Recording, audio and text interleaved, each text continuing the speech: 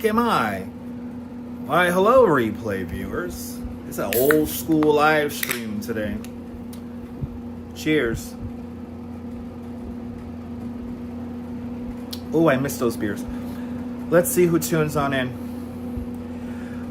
Crazy Coney Island kid, good to see you. First from the room. Scrubs is live. Who cares? Good to see you, Natasha B. Good to see you, Sally Skipico. Good to see you there, Network Intel. Perfectly Candid, welcome. Good to see you there, Cynthia's welcome, and Michelle King out there in Texas, welcome, and Dave Jeffries in Niagara Falls. Good to see you, Johnny in Elmhurst. Good to see you, Carol 813 in Barn NFL. Cynthia, you stopped watching after you smoked a cigarette off the sidewalk? Yeah. Good to see you, Robert the Headler and Autumn Loring. Good to see you. Good to see you there, Dave, and good to see you, Lori. Welcome. Autumn, good to see you. Good to see you, Robert the Headler. Cruising for a Bluesing, welcome. And we're doing okay. Yeah, my dad's doing good. He's in the other room. He is doing good. KW, good to see you. Mayor Abe Beam. This is not a new backdrop. It's a temporary backdrop, Mayor Abe Beam. Who are you really, Mayor Abe Beam? Who are you really? How's Dad? He's doing good. He's doing good here. We're in my mom's bedroom, everybody. Welcome to my mom's bedroom. Good to see you, Jay Chula. Welcome. Yeah, pop open a beer. Have a beer with me. We're gonna drink some beers tonight and just chat. To get on and off the subject of Scrubs NYC. Yes, he was let out of prison or jail, whatever. It's jail, right? He was let out of jail. He was in and out. He has some domestic violence charges and some simple misdemeanor assault charges that they're probably going to drop unless the police are monitoring his live streams, which they probably are. It's because of people like Scrubs that make my live stream experience a lot more tougher. So I don't want to dwell on Scrubs too much, but Crazy Coney Island Kid says, "Sup, Jay?" So Crazy Coney Island Kid says hello to Jay. It's jail, not prison. It's jail. Prison, you go there for a long time. Jail is like overnight, I guess. Good to see everybody. Welcome. We are drinking one of my favorite beers, Organic Peak IPAs tonight. A lovely beer.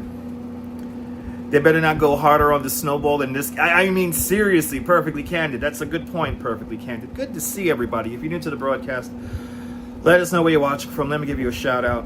Welcome on into the show. I said to myself, might as well. We could stream here in the room. It's fine. We got terrible lighting. It's awesome. So good to see you, Myrna Bergen. An old school live stream here from my mom's bedroom here. So it's a temporary backdrop, not a new backdrop. Spooky Angie's lurking. Good to see you, Spooky Angie. Hope you're feeling well. And don't forget to hit that like button. Yes, indeed. I'm tired, Cynthia. I'm a little tired. I'm a little down. It's been a long day for me. I'm thinking of everybody. I'm thinking of Kaz Cats. We're thinking of the metalheads. I hope everyone's doing well. But yes, indeed, good to see you too, Carol. Throwback Friday, everyone. We're throwing back some beers today. But I'm just very tired. I'm not my spunky self today. No, I'm not gonna be my spunky self today. Lisa UK girl staying up late with us. Good to see you, Lisa. No need to retract comments, by the way, guys. No need to retract comments. But I'm not my spunky self today. Yeah, we're thinking of the metalheads tonight. Thinking of everybody tonight. We're thinking of a lot of people here who are, if you're going through some stuff, you got 10 people already tuned out. Yes. They tuned in, they're like, fuck that shit. He ain't walking. He's not doing that home show thing. If they come into the room, we'll talk about it, Cynthia, but I know some people are going through some stuff today. And so if anyone's going through some stuff today, I feel you. I'm sure your fun dashboard at home is a good distraction. Yes, it is. It is a good distraction. I'm okay today, Cynthia. I'm okay. I'm just very tired. It's true. The real supporters, real true supporters are watching. This is very raw Dutch tonight. This is old school, talking into the camera Dutch. What is it called again? It's called face content. Face content. So I'm doing okay, Ethan. Good to see you. Good to see everyone. But yeah, if you're going through some stuff, I feel you, man. I feel you. So we sometimes all go through stuff. So yeah, we're thinking of a lot of people tonight. So, but I appreciate that, great music fan. Good to see you. Good to see you, Cowboy Coney. Welcome. Good to see everybody, people. I'm going to keep my voice a little low because my dad's sleeping in the other room. He probably can't hear me, but still. FaceTime is always good. Absolutely. Viewfinder Television New York. Welcome. This is different. Yes, we're in my mom's room. We're in my mom's bedroom. Yes, indeed. Big hugs to anybody who needs a big hug tonight. Yes, Mayor Abe Bean. Yes. Who are you really, Mayor Abe Bean? You have a lot of Mayor Abe Bean. You have a lot of what are they called? Channels, right? You have a lot of profiles, right? One of these people with a lot of profiles. Reminds you of Luckner when he did, yes. Did you see, am I reminding you of that? Yes, exactly. Oh, just the name is hilarious, Mayor Abe Beam. Good to see you, Colleen. Welcome. Yes, indeed. Trish Schmack on the upper west side. Trish Schmack is up there in Nova Scotia. Good to see you. Good to see you, Nicole. Good morning, Austria. You must be in the same funk I'm in. I don't know. I'm in the same funk there. What's with the accusations? I mean, I don't know, Mayor Abe Bean. It's interesting. But when people have interesting usernames, you know. But I'm not accusing you of anything, though. Good to see you there, Frank. Welcome. Positive vibes. Yes, indeed. Good to see you, Sabby. Welcome. You're quick with that answer, though. Anyway, good to see everyone. You love my name, Dutch Maz?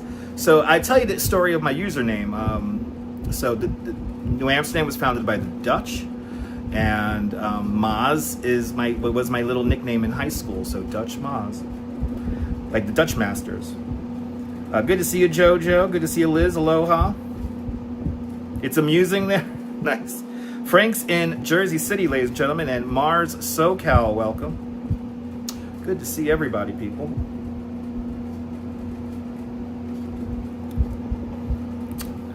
Oh, there you go. Great music fan loves Dutch and Abe names. There you go.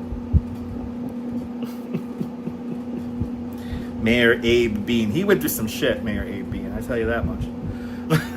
Mayor Abe Bean went through some shit back in the day. Anyway, good to see everybody. Welcome to my mom's room. We're in Bay Ridge tonight. The house is very warm. That's why you hear the air conditioner fan going on just behind the camera here. Perfectly candid, but it's a mixed bag over there in Soha. Yeah. But Mayor A-Beam, I know you're new to the channel, but I have a feeling you've been watching me for a very long time. You know, you made your channel on February 20th, 2026. You know, as somebody who live streams, you know, that's like a big flag, you know. Good to see Ink-inspired life out there in North Jersey. Something like that, Carol. Yeah, something like that. I hope everyone's doing well. Yes, indeed, Fawn Marie. Good to see you. Yeah, wicked weather is everywhere, but not here in New York. We have a beautiful Saturday coming up. But yeah, my mom is in Florida, so my mom is nowhere near here. That's why I'm here right now. How did I know you watched me for a long time? Just something tells me that, Mayor Abe Beam. I know, my instincts are amazingly accurate because, you know, Myrna, we've been doing this for a hot minute, so. If you ever wondered, you've been around for a long time, acronym. What was that there? Welcome to my nightmare, Alice Cooper. There you go. You have, well, W2, you've been around a long time. I never changed your name, really. You've been watching me for a long time, too, Ethan. It rained all day in Florida, so I've heard. Ink-inspired just hit 1,000 subscribers. Congratulations. Tomorrow is going to be popping outside. Yeah, I'm keeping my dad company tonight, Viewfinder. My dad's doing good, Jojo. Danette and Anthony. Danette and Anthony says hello to Fawn Marie and Myrna. Good to see you, Danette and Anthony. I have the force. I know. I mean, when people make new accounts.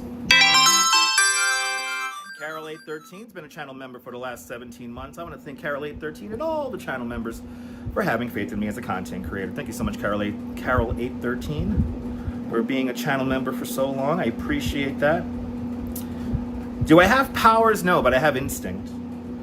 Happy Pokemon Day, Coney Island Jim. Good to see ya. My dad's he's doing good. He's doing good, guys. He's doing good. He's doing good. But we just got to keep an eye on him, make sure he's not alone.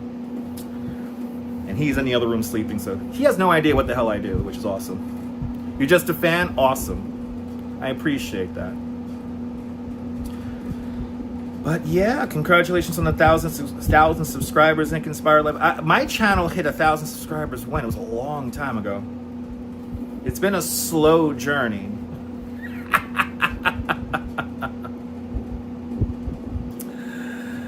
Miranda Bergen was in Ottawa the last few. That's nice. It's nice weather up there in Ottawa.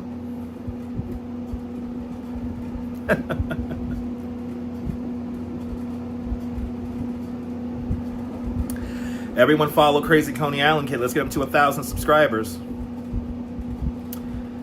Yes, it's going to be very warm, W2. I'm looking forward to it. Got very nice weather up there in Ottawa. Nice.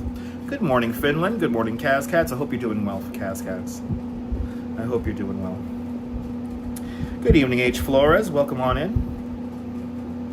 I appreciate that, Ink Inspired Life. We've been doing this. I know, exactly. Laurie's been watching us for the last 10 years. That's amazing. 89 degrees in Huntington Beach today. That's too warm. My dad's doing good, Lopez. I appreciate that, Colleen. You're just seeing old citizen posts about the old phone Scrubs. Listen, I don't know. I don't know why Scrubs is even out, but he'll get arrested soon. Just woke up there. Yeah, Kaz, I feel ya. Good to see you, Sal Muscles. Welcome. The polar bears are swimming on Sunday. Right, thought it was April, right? Thought it was April. It's just March. This is gonna be like the preview to spring before it's actually spring. Michelle's K has been watching me since 2022. 2023 has been great. I appreciate that, Michelle K. Thank you so much for your continued support. Do I look like my dad? I look more like my mom. But I have my dad's nose, I think. Forever blessed. Good to see you. Welcome on in. I look more like my mom, though. How long would I be staying there? Just for the weekend, Lisa. Neville, good to see you. Neville says that he hopes that you get warm temperatures there in Toronto. We'll see. Thanks for subscribing to Crazy Coney Island Kid. Everyone follow Crazy Coney. Let's get him to 1,000 subscribers. Some swim frolic with the bears? Absolutely. Let's get swimming with the bears on Sunday. Should be fun. 10:40. First beer. You better give Dad's nose a break or a beak. He might need it. I'll give him a break. He might need it. Absolutely. I do not do cocaine. I do not do cocaine. So I will give my nose a break the best way I can. That's true. Yeah, boys look like their mom and girls look like their dad. That's true. My sister looks like my father. Will I be doing a walking stream tomorrow? Most likely. It's gonna be nice tomorrow. So we're gonna get out tomorrow. The beer is ice cold. Good to see you, Russell. Welcome. Yeah, all that snow. Yes, indeed. You look like your father, unfortunately. I'm sorry to hear that. Good to see me drinking an independently brewed beer. I appreciate that, Neville. I like my small breweries. Your daughter looks like her dad's twin. There you go. Sabby counted 10 plow trucks on Highland coming home just now. Oh, I meant to give the nose back? Okay. Unfortunately. Good to see everybody. Welcome. We're on beer number 1. Just hanging out, talking to y'all. It's a quiet stream tonight. No background music, no nothing like that. You look like the milkman. I always wondered about when people said that on Maury Povich, they were like, oh, it's the milkman's baby. It's like, y'all still got the milkman in the hood? Anyway. Yeah, they were near the mall. Better late than never. I mean, hey. Driving that train, high on cocaine. Casey Jones better Watch your speed. Trouble ahead, trouble behind. I don't know the rest of the lyrics. Yeah, everyone's going through problems nowadays. It happens. It happens. It happens. Beers will extend this one, absolutely. Yeah, no bells and whistles today. I appreciate that. Yeah, Casey Jones, that's right. The Duchess is not with me. Duchess is not with me. Why did it mute that? Your mother's line was old school. You cut your father's head off somehow, meaning you look like him. Okay. YouTube for some reason. So where are we at tonight? We're in my mom's bedroom there, photos. Yeah, karaoke with Dutch Moz. Absolutely not. Yeah, Neil Sedaka passed away today. That's a sad loss. I'm not the best Lopez. I'm far from the best. Believe me, Lopez. Milkman just delivers to stores now. It's true. He's not in the hood. Eric Clapton's Cocaine is a great song. Absolutely. Your mom said that you and your brother and sister were all accidents. You love your mom. But why say that to her? Why would any mom say that to her kids, right? I'm lucky that my parents did try for me for a while. So Neil Sedaka was 87. Oh, Carol. Carol's my favorite song. Calendar Girl, great song. Love Calendar Girl. But Oh Carol was my jam. I liked Oh Carol.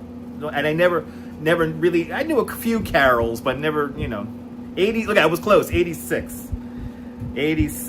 Yeah, I'm live, RJ, good to see you. Photos from around New York was in a meeting all day, and the last meeting ended at 9 p.m. Eastern Time. Your mother tripped and had you, okay? Anthony. Your parents' apartment years ago, there was a milk machine. A milk machine in the basement? A quart of milk cost a quarter. And the closest was the milkman. The milkman never came. That's crazy. He did write for everyone. Yes, from the Brill Building. Love will keep us together. Absolutely. Laughter in the Rain, another great song. Ooh, happy laughter in the rain. The Moab bird keeps talking the good ones and keeps missing Mango Mussolini. Okay. What? Now I got that. Okay, copy that, Lori. You like Breaking Up Is Hard to Do? That's another good song. Good to see you, Deborah. Welcome. You hate that song? Oh, Carol. The Lion Sleeps Tonight. There you go. The Fools. I know, RJ. I know. Crazy Coney Island can mention it right away. Yes. The infamous Scrubs NYC is out causing havoc again in the streets of New York. I know, Deborah, right? Yeah, didn't realize. Yeah, Neil Sedaka wrote a lot of songs, people. I'd rather talk about Neil Sedaka than Scrubs, okay? The cat, he has no power in his house, whatever. It's a beer stream, Robert. Good to see you. Every night for you. Yeah, beer stream, you get it. Every night, you got it. It didn't take long. No. No, you don't need to explain it to me, Laura. You don't need to explain it to me. In and out, then. That's right. Didn't Neil Sedaka go to school with Carole King? I think he did. Yes, he did. Yeah, I want to stay away from the topic of Scrubs because it's not an enlightening and an uplifting topic. I mean, right? Was such a gift to write such amazing songs. Yes, indeed. Right? He went to school with Carole King. There you go. He went to school with Carole King, ladies and gentlemen.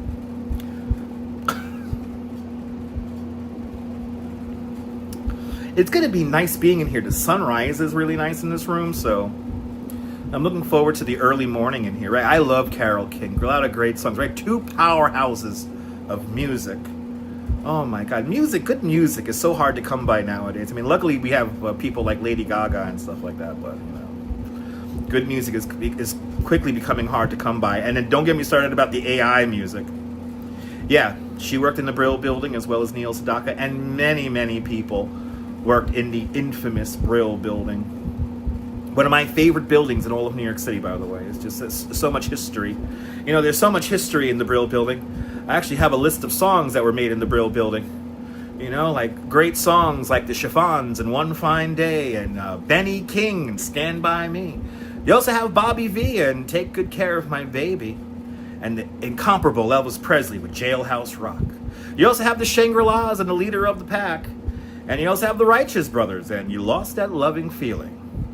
Other great songs produced from the building are like The Clovers and Love Potion Number 9 and Manfred Mann and Do-Wah-Dee-Dee-Dee-Dum-Dee-Dee-Doo. Also, of course, Dionne Warwick, Walk On By, and The Carpenters. They long to be close to you. One of my favorites, Burt Bacharach, Billy Kramer, and the Dakotas, Planes, Boats, and Planes and Trains. Absolutely. And the Shirelles, and Will You Still Love Me Tomorrow. Of course, Jerry Butler, got to take it easy on yourself. Things always remind us about ourselves. And Ronnie, Be My Baby. Ike and Tina Turner, River Deep, Mountain High. Another great song. And Jackie DeShannon, and What the World Needs Now is Just Some Love, Sweet Love.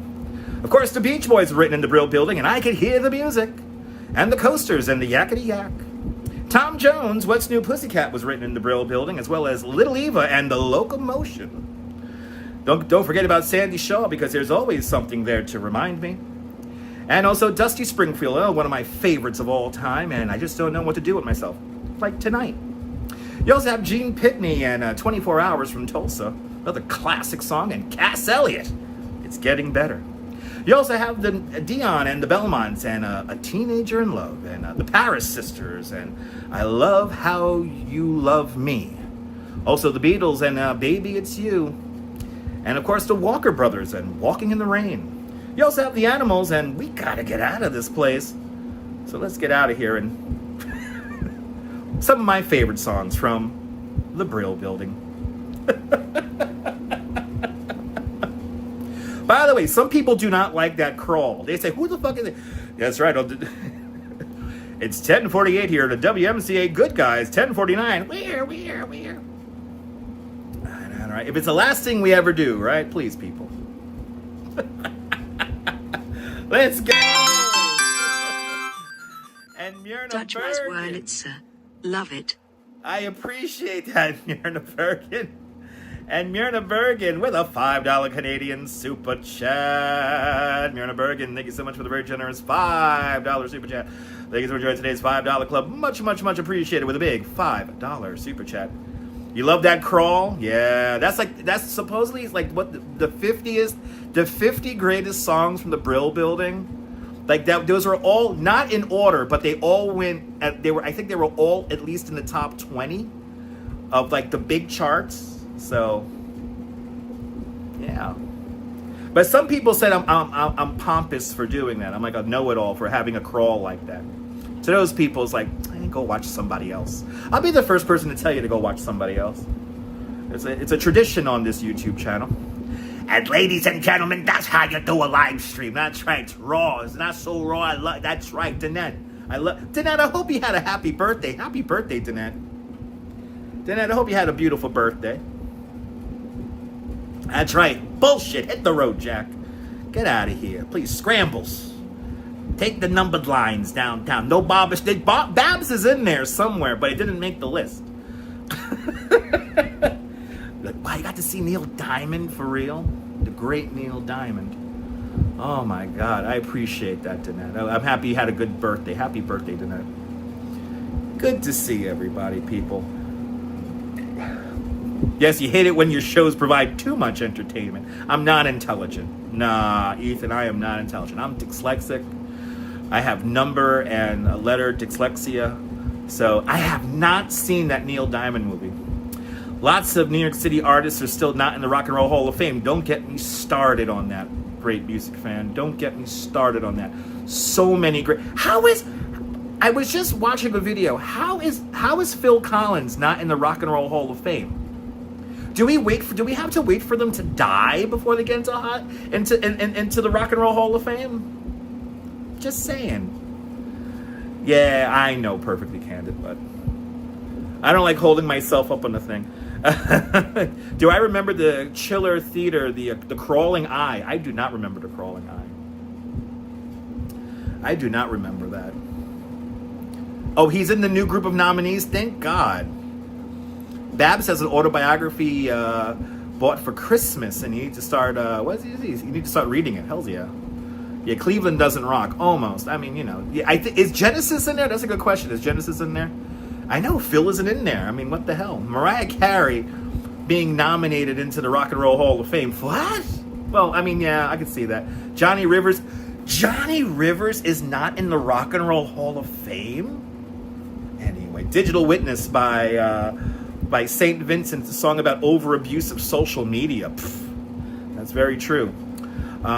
Genesis is in there. Okay, that makes sense. You love Genesis, me too. I know, I thought he was too. And then I watched this video and it's like, what? Phil Collins is not in the Rock and Roll Hall of Fame? Okay, so Genesis with Peter Gabriel. Yes, it is pretty good.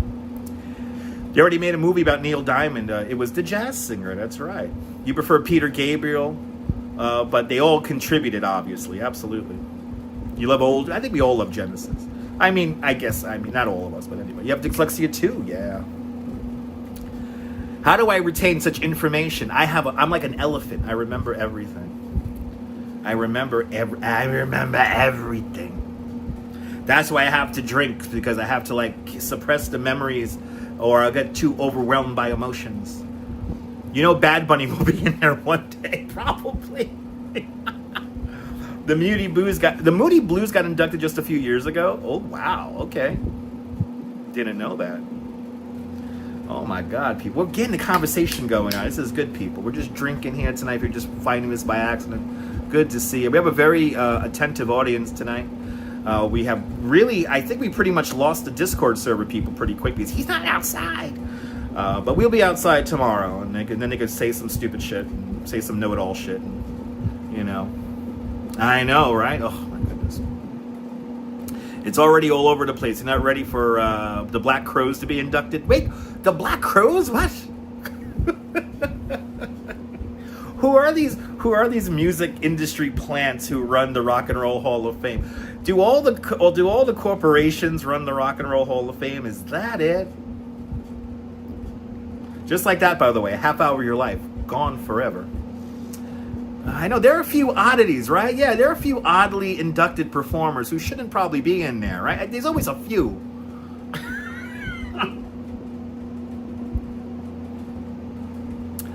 But we're having drinks tonight, ladies and gentlemen. Old school live stream. Remember when they used to do these in the park? There's a park down the block here. Remember when we used to drink in the park? It's too cold for that tonight, but Dolly Parton turned it down. She's a legend. Dolly Parton's a legend. Well, Dolly Parton's country music anyway. Dolly Parton's a fucking legend. Dolly Parton is a saint. She is a saint that is still with us to this day, and that's why we have to cherish her. Johnny Maestro and the Crests and the Brooklyn Bridge aren't in the Rock and Roll Hall of Fame. What? She ended up accepting it, and it was rocking. Nice. I don't know all the shit, Vaughn Williams. I do not know everything. Believe me, I don't know everything. But she is the best. She is the gold standard for how celebrities should behave. That's true. Parliament Funkadelic and George Clinton don't have any business, but I think they're going with like music and like, I guess their contribution to society, maybe. No, Dolly is true blue, no drama. I mean, she's just such a great example. So she is in there. Okay, Dolly Parton belongs in the country. I think she is in the Country Music Hall of Fame. Isn't she in the what do you call it? The Grand Ole Opry, right? It's the Grand Ole Opry. Oh, that's right. So I am drinking this beer for you, H. Flores. It's we're still in Lent. So if you're giving up beer for Lent, I'm drinking for you. Somebody mentioned Houston Rodeo, I think, last week. You saw Dolly there as a kid.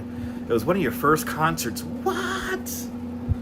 You got to see Dolly Parton live? I'll give anything to see Dolly Parton live. Oh my God. Yeah, she's in the Grand Ole Opry, right? Yeah. I like her. I love when I watch like, some really old Dolly Parton where she has like the big hair and everything. You know what I miss in media? When everything was live. Who remembers that? When everything was live. You have Dolly Parton playing the Grand Ole Opry, full band behind her. There's no backing vocals. There's no underlying track. It's all raw. It's real. There's this clip of the great Frankie Valli and the Four Seasons. And he is singing, and you hear the singing. You could hear the energy through the microphone. if you're under 30 years old, you probably have never seen that before on television. And I mean, that is just, we don't get that anymore. Why don't we get that anymore? We have all this technology, wireless technology. We could walk out and do these whole shows. No. We got to have a backing track. And are we too nervous to let the raw talent be unfurled to a public audience, raw and unfiltered and unedited and unfiltered? You know, there's too much filters on reality nowadays. And I think it's time to break down these filters. I think we need to this is why I love the art of live streaming, is that it's still raw. And don't get me started about auto-tune. Fucking Cher ruined all that shit. She was the first one to ruin all that shit with the auto-tune shit. So then people thought they could really sing. Meanwhile, they can't. This auto-tune shit, I think is disgusting. I think the auto-tune shit is disgusting. If you need auto-tune to sing, guess what? You probably can't sing. You could probably be a great lyricist and write fantastic songs. But I wish she would have stuck with just singing, you know. Jim Morrison, the part of the reason why singing live went away. It's true. Rob Paradise, you nailed it. Exactly. Rob Paradise nailed it. When he did that shit on the Ed Sullivan Show, the corporation's like, oh, we can't handle that shit. And then the slow decline happened.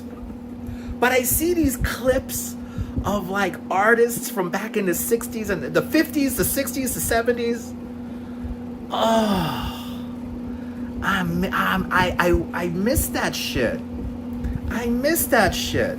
Because back in the day, it was either you were singing to the record, or you were doing it real. You were doing it. Fuck it, we're doing it live. We're doing it live. Fuck it, we do it live.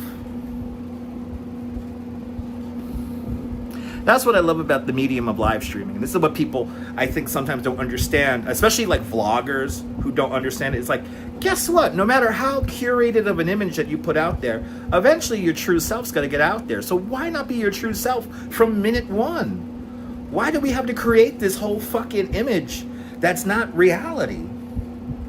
You know? I mean, but then again, these are the same people that always complain about my teeth and my hair and everything. And it's like, all right, everything's supposed to be polished and perfect. Because, you know, life is like that, right? Life and the world is squiggly lines. It's not straight lines. It's not perfect 90-degree angles. Shit's wiggly. And we like the wiggles in life. Let's be honest. The kids will never understand, I think. Connie Francis, Bobby David, Sinatra, back in my day. The guy who owns all the copyrights to the Midnight Special Show releases. Yes. Did he release every episode a couple of months ago on YouTube? That's beautiful.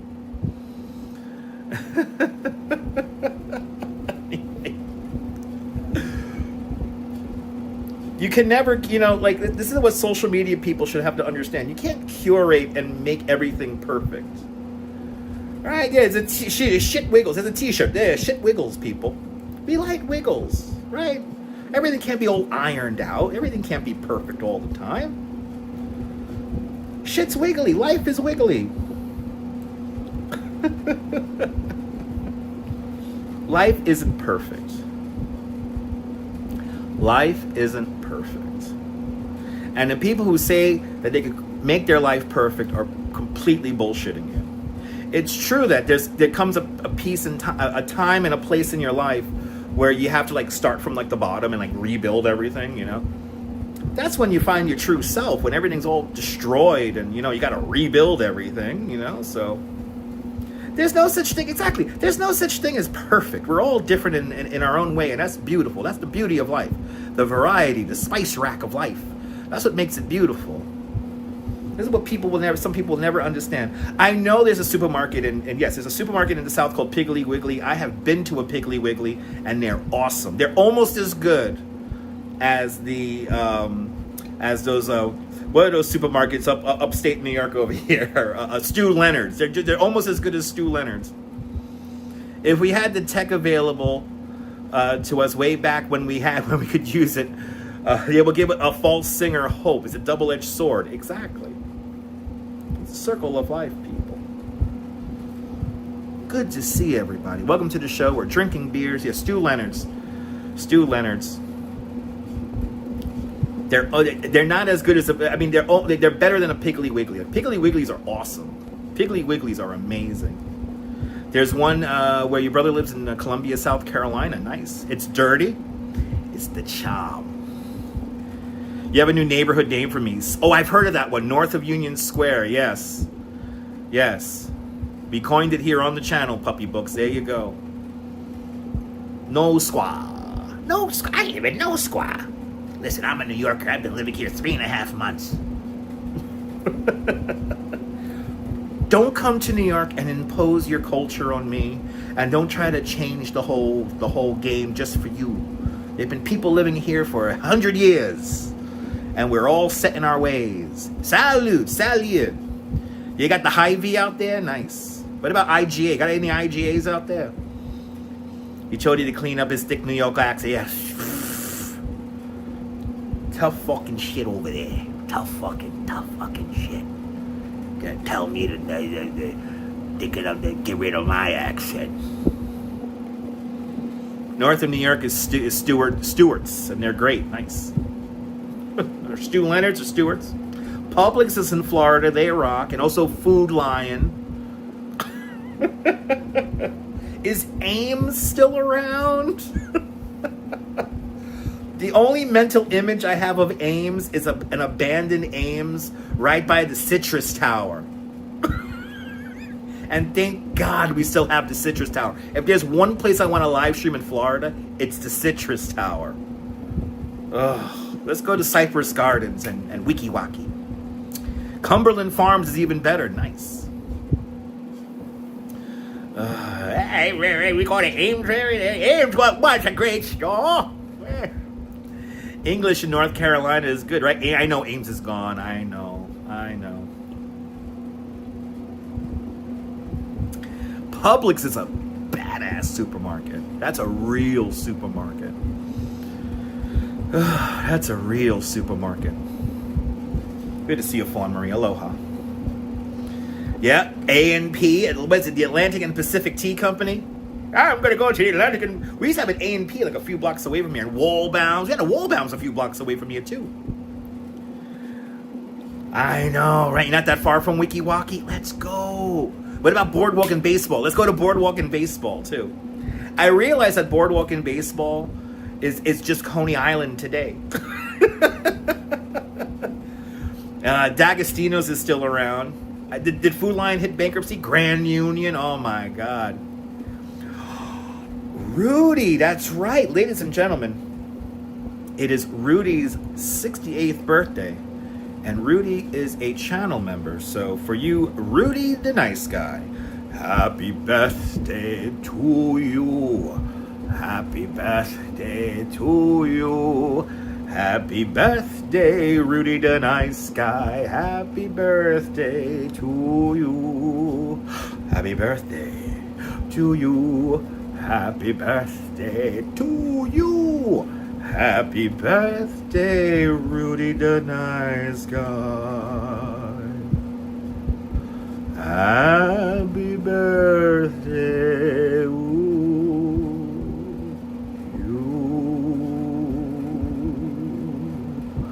A very happy born day blessings to Rudy the Nice Guy. Happy birthday, Rudy.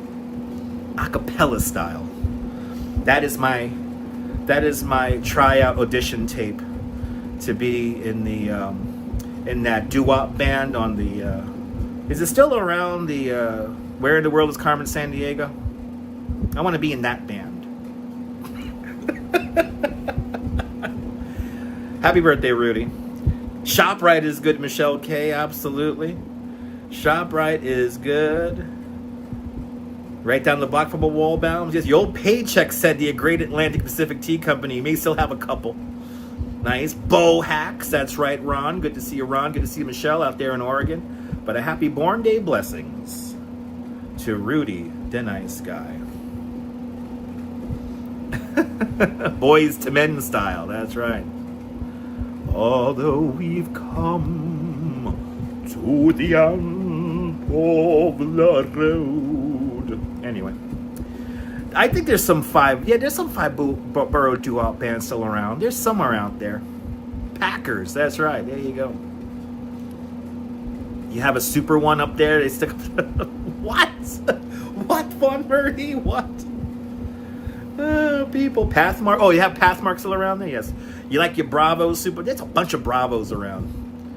You have Bravo. You have Associated. You have Seatown. You have Met Food, right?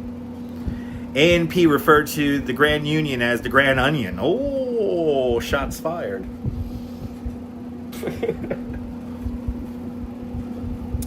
A Grand Union makes an appearance in Saturday Night Fever, and it's like a block away from this very room.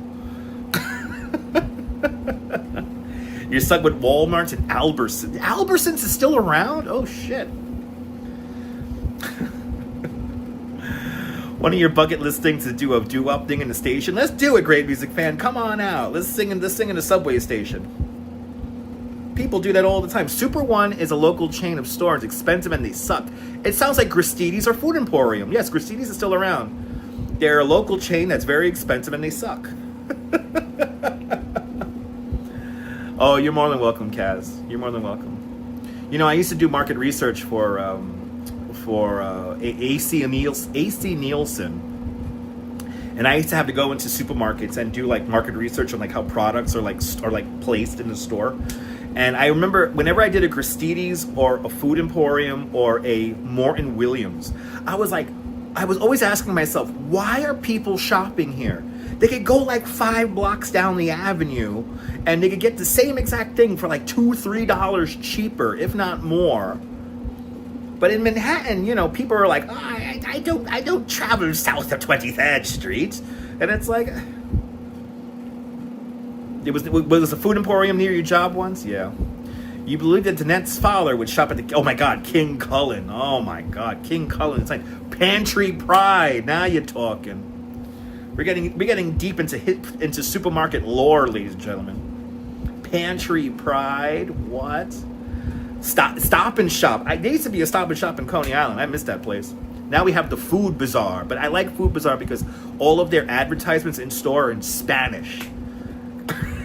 So you like Ed Juanas in Cali there. $23 smoothies. What? You must be getting like 50 gallons of that shit for $23. Acme, that's another one. Compare. That's right. Right, you load it up at the Stop and Shop there in Staten Island, right? Yeah, Food Bazaar. I love Food Bazaar. My Food Bazaar plays the best music. They play 80s music, and all the ads are in Spanish. I love it. It's such a great singing. It's such a great buying and spending money environment. Huon sucks. Okay, smoothies with gold leaf. Better be. I think Winn-Dixie I think is still around, but Aldi's is quickly taking over. There was a Bohack. There was a Bohack's not that far from here back in the day. I'm too young for Bohacks. This is really ridiculous. This is super random thought. My only strong memory of Bohacks is when Bohacks made an appearance in an episode of The Odd Couple. Who remembers that? There's an episode of The Odd Couple where Felix goes to a Bohacks. That's my strongest memory. I have been to Circus Fruits. If I were to ride my bike from this location here in Bay Ridge to Prospect Park, I have to pass by the Circus Fruits on Fort Hamilton Parkway. You remember Bohacks with your grandma? Yeah. You like getting the deals at Lidl or Lidl? A&P gave plaid stamps out. Look at that. You're buying Aldi's Girl all the way. You're an Aldi's Girl all the way. The Key Food at 75th and 3rd was a Bohacks. There you go, Ronster. There you go. Yeah, Food Emporium, yes. An Emporium. I got something fresh just for me. Food Emporium, Food Emporium. Anyway, Metal Mare, good to see you up there in Hamilton, Ontario, Canada. Good to see you. It's about to snow again? Bloody hell. Stay warm. Stay warm. Have a beer with me, all right? If you don't drink some water or something like that. I don't care. Circus Fruits is amazing. Public has an H&S green stamp program. Nice. Your dad was in the Army in Fort Hamilton Commissary. That's right down here. Yeah. Back in the day, we were able to go to the commissary because there was a Burger King in the commissary, and it was like the closest like big fast food place forever. You had to go into the fort, and now after 9/11, you couldn't go into the fort after that. Circus fruit is the shit.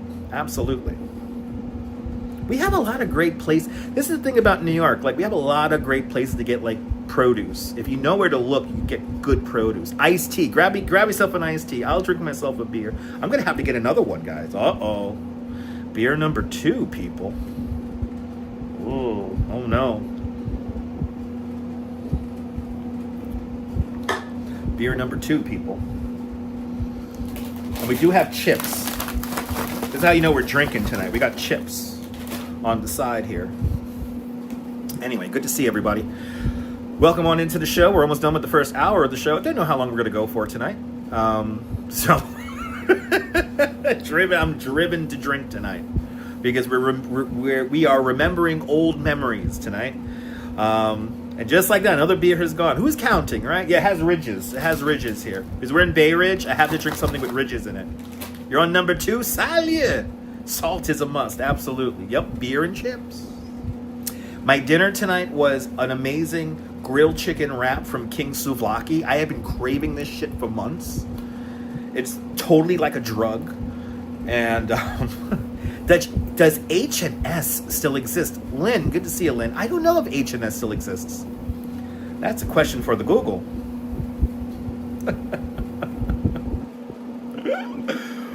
Good to see everyone. You made a burger? Let's go. They do come in 6-packs. Yes.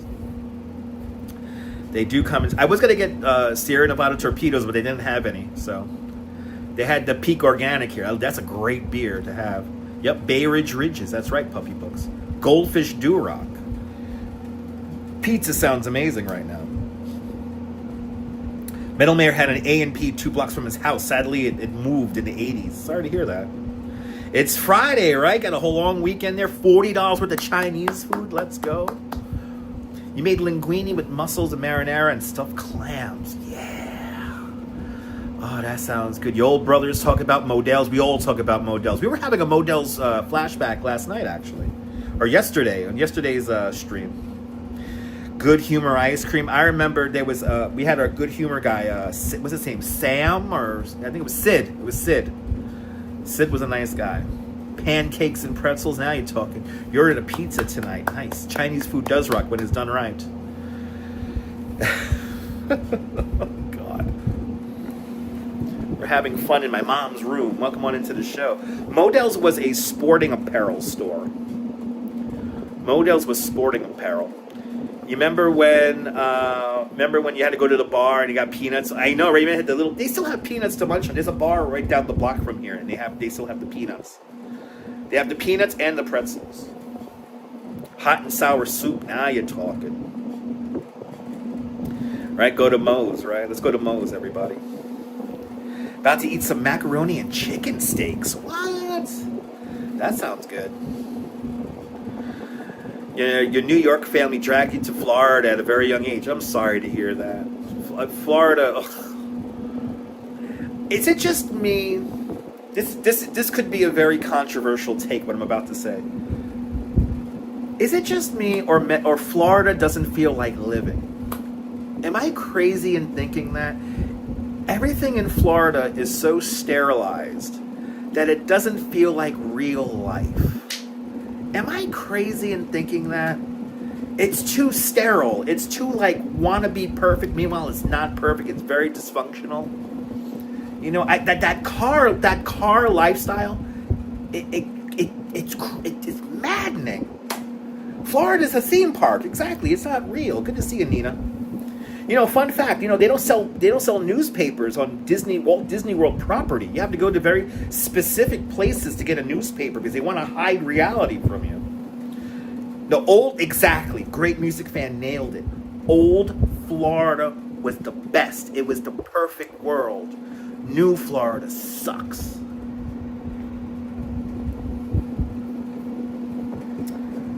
Oh my God. Same. Los Angeles is same. Los Angeles. Los Angeles. Los Angeles is the same Dutch. New York City has vibes. New York City does have vibes, but Los Angeles still has some vibes left. Certain neighborhoods have pickled pig's feet at the bar. For real? And to whoever's trying to log into my Instagram, can you stop, please? Can you stop, please? Please, for the love of God, can you stop? Yeah, pre-Mouse Florida was perfect. Pre-Mouse Florida was perfect.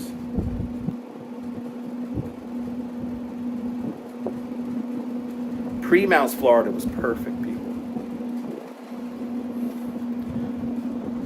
Whoever's trying to log into the Instagram, can you stop, please? Can you stop, please? For real? Can you just stop, please? People are being so stupid here.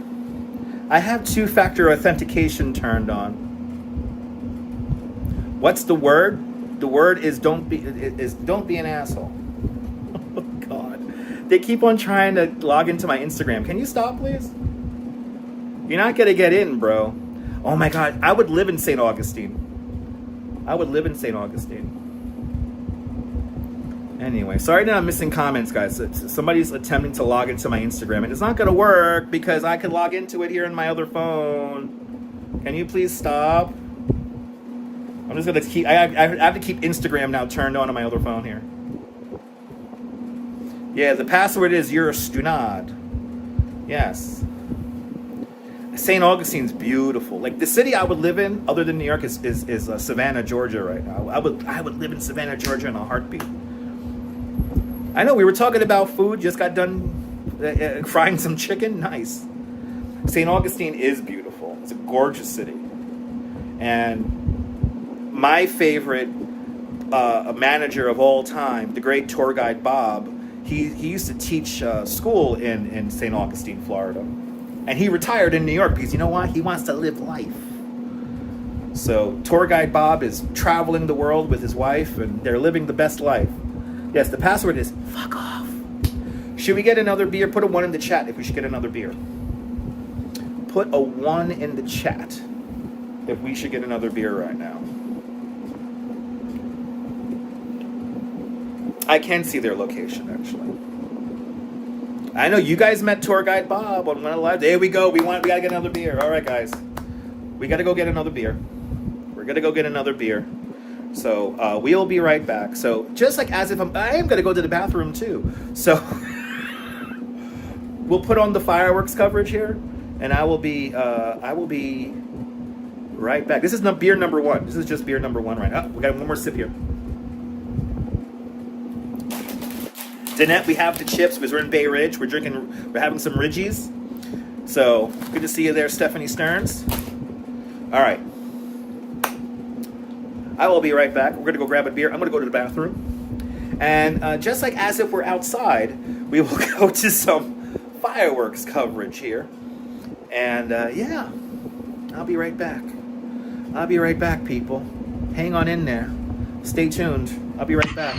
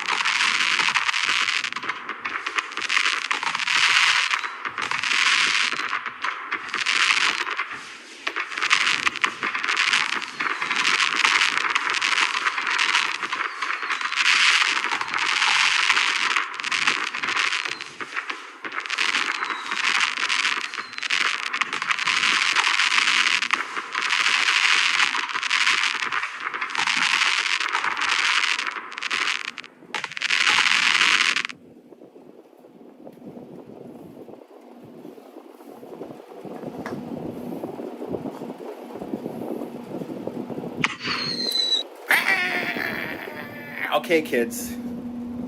All right, kids. We're gonna. This is, like I said, this is an old school live stream today. So I brought 2 beers, so I don't have to go back. Cheers, everybody. We're drinking. We're drinking. We're drinking. I'm back, baby. I'm back and better than ever. We're back. Oh, these beers are so good when they're freezing cold. Oh, let's go. Let's go. Number 2, baby. Have some. I did go to the bathroom. I did both. It's right here. They're nice and crisp. These are nice and crisp.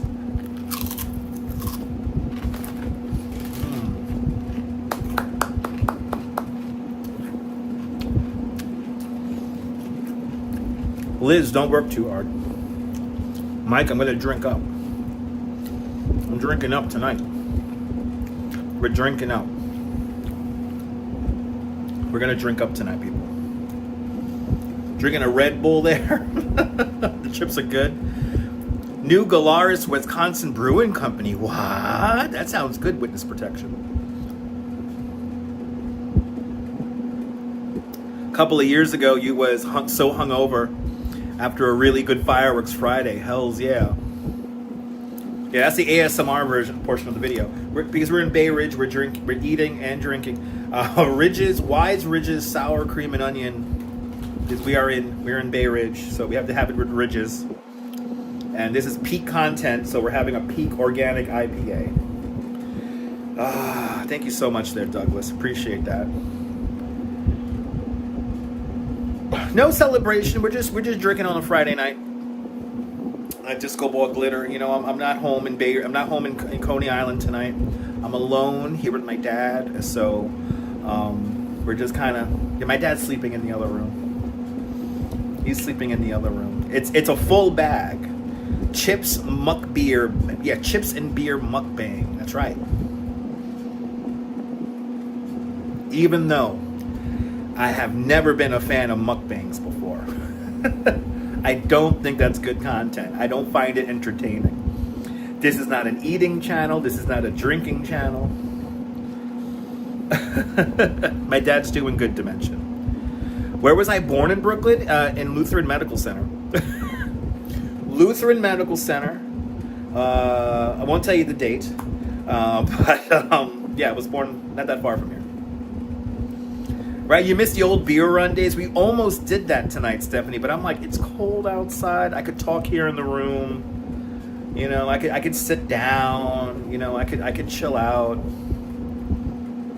You're eating mac and cheese pot and Ray bread and having a coffee. That's a breakfast, Kazcat. Good morning. Good morning, Finland. I'm getting ready to go to sleep here. It's 11:25 here tonight on the East Coast. Having a late night show here, a late night beer. And no doubt the Discord server people will call me an alcoholic. Which I don't think I am. I know when to say when. Exactly. This channel has everything, Michelle. This channel has everything. You get a cheap bag of chips. I know they fill the whole bag with air, man. What the hell? Look at all this air in the bag. What the hell, man? I ate one chip. This is everything that's wrong with the economy right now, right there. Doritos is cleansing protein chips. So S&H Green Stamps faded out in the late 80s. The company rebranded to S&H Green Points. Interesting. I'm drinking by democracy, exactly. Pretzel, oh my God, pretzels, mustard, and beer. That's how you're talking. Shrinkflation is booming. Shout out to everyone watching in Duluth. Ooh, the beers are kicking in finally. Thank God. Thank God the beers are clean. I know it's vacuum sealed, so most of the product gets lost in the vacuum. Remember doing those scents for your mom? It is in a negative light. Yes, it is. Dimension 01. Yes, it is always in a negative light because these are the people in the various Discord servers who love to talk about me. usually talk about me in a very negative light. So thus I present it back in a negative light towards them, because these are all wash people who need to talk about other people to make themselves feel better. And it's always funny when the people who pass the most judgment are the people who shouldn't be passing judgment in the first place. Have they looked in the mirror? I'm proud of my hairline. I'm proud of my horrible teeth. Yes, I wear glasses. I don't give a shit. I'm loved, and that's all that matters. If they can't handle it, I don't give a shit. And please stop comparing me to other channels. I hate when people say, oh, he's just like this channel. No, I'm not. I'm me, myself, and I. I'm in my own little realm. I've been doing this shit. I've been doing YouTube since 2006, right? I've been making video content since 2002. So don't compare me to people, because there's no one. That's right, Nina. There's no one like me. Nina literally wrote it in the chat as my brain was thinking it. That's how I know I have the best fucking audience. 2 reasons why people watch mukbangs. One, they can't eat alone. That's true. That's true. No, that is true. Yes. Lori, that's true. Me and the Duchess like watching UA eats while we eat our dinner. So we don't like to. We like watching something while people are eating. My news streams are great. Yes, they are. This channel is unique, and that's why I'm trying to make it the best. And I'm happy you stumble upon us, great music fan. I appreciate that. Yeah, me, myself, and I. I appreciate that, Mike. It drives me nuts when people either compare or like put me like in this box. I don't want to be in that box. I'm in my own box. We're not drunk yet, Memsito. I know I have real likes, no bots, real comments from real people. Catherine, that's right, Catherine. We're not drunk yet. We have a little buzz going on right now. Scrub says, let's meet up. Scruff Ming Lee, good to see you. Scruff Ming Lee, IP2 always loses. Remember that. Remember that. You either end up dead, alcoholism, drug overdose, police, you get locked up. So Scruff Ming Lee, I can't go all the way out to Manhattan. I'm in Brooklyn. I'm in southern Brooklyn. I'm not even in South Brooklyn. I'm in southern Brooklyn. I'm in southern Brooklyn, bro. Scrub Ming Lee thinks like New York is the size of Peoria. It ain't. Anyway. I know, exactly. Exactly. They think the Duchess is blind. That's right, Nicole. These people on Discord. You don't know who these people on Discord are? You don't need to know who these people on Discord are. So says, come through to Durgees. You know how long it will take me to go to Durgees? Thank you so much, Stephanie. So that was like a 7, Stephanie. That was like a 7. Scruff Ming Lee, you know how long it will take me to get to Durgees? It will take me like fucking 90 minutes. No, thank you. I'm getting drunk home. Yes, perfectly candid. There is a difference between South and Southern Brooklyn. So when Brooklyn was its own city, meaning like downtown Brooklyn and like Brooklyn Heights, South Brooklyn were neighborhoods like Park Slope, Red Hook, Carroll Gardens, stuff like that. That was South Brooklyn. When we annexed the 5 other towns in Brooklyn, when they annexed places like Bay Ridge and Coney Island and Gravesend and Sheepshead Bay, that was considered Southern Brooklyn because it was south of South Brooklyn. So when the annexation came in like the 1860s, it was like 1860s, 1870s, it used to be actually defined as, and it still is, Southern Brooklyn. So there is a difference between South and South. So you could be in Red Hook, and that's South Brooklyn because you're south of Brooklyn Heights and kind of south of downtown Brooklyn. Then you have Southern Brooklyn, which is south of that. So look it up. It's an actuality. Some fucking fool one day said, there's no such thing. Look it up. Do some fucking history. This is the problem. Nobody knows their fucking history anymore. Nobody knows their fucking history anymore. Nobody knows it, people. And hold on. Scuffed Ming Lee, why are you even here to begin with? Fucking Scrubs is out there getting super chats and out there fucking antagonizing people to get to his next arrest. Why are you even watching me? I ain't IP2. I pee too, you pee too. We all pee, people. Urination. It's amazing. I love my history too. You lived in Bay Ridge before Sunset Park. There you go. Two great neighborhoods. Sunset Park, by the way, quickly gentrifying. As the families move south, I saw another video the other day, today actually, I saw another video today where they discovered Bay Ridge. Hello, I've been here for like fucking 40 years. I guess I discovered myself last week. Come with me as we go to this new, discover a new neighborhood called Bay Ridge.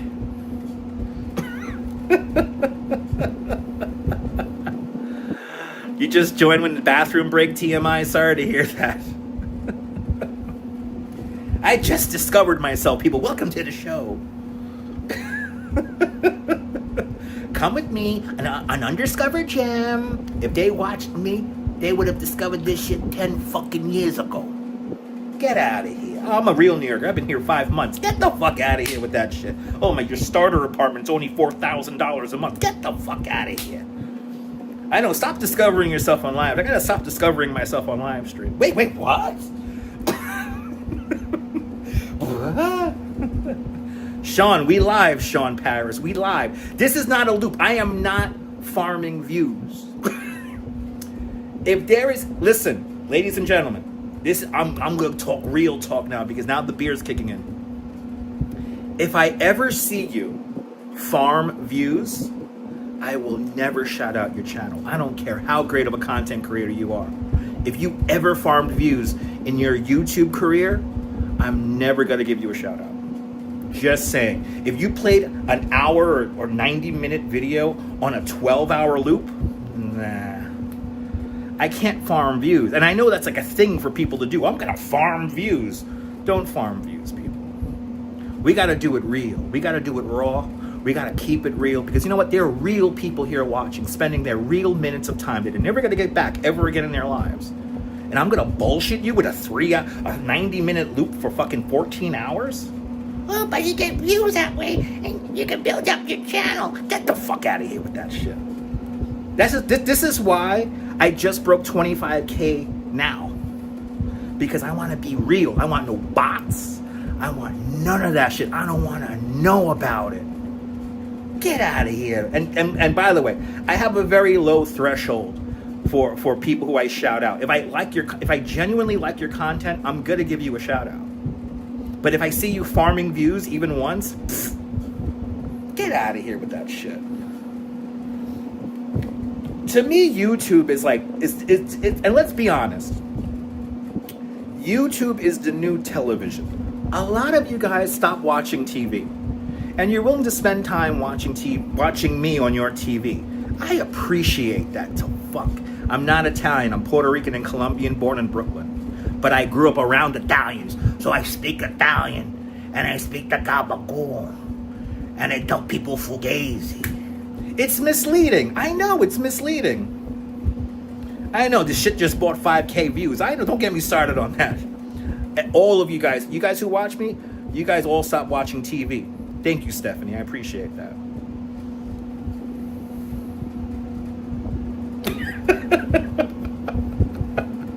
Fugazi. Hey, I'm Dutch Fugazi over here from Fugazi Motor Car. YouTube did kill this TV star. It's slow, it's blind. They ain't nothing on TV anymore, and I know that. I'm a product of television. I grew up on I watched this clip from Mr. Rogers today, and it brought back so many memories today. And I'm like, we don't have that anymore. We need to bring that back. Which, guess what? I know it's not going to come back. The babies were born with iPads, you know? We didn't have To me, this little candy bar here is incredible. It's the most powerful. Live streaming is one of the most powerful forms of communication ever devised. I don't take it lightly. To me, all 118 of you that are in here right now, all 141 likes, for me, that's meaningful. I don't take that lightly. Anyway.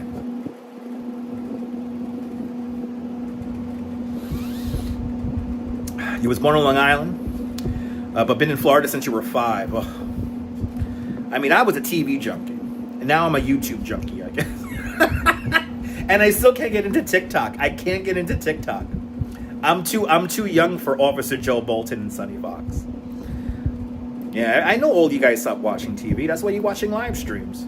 Good to see you, Donna. Welcome. Grew up in the 70s and 80s. I grew up in the 80s and 90s. So, and I know, I am fully cognizant of the fact that I am the interpreter. I interpret the analog world into the digital world. This is why I do it, how I do it. Anyway.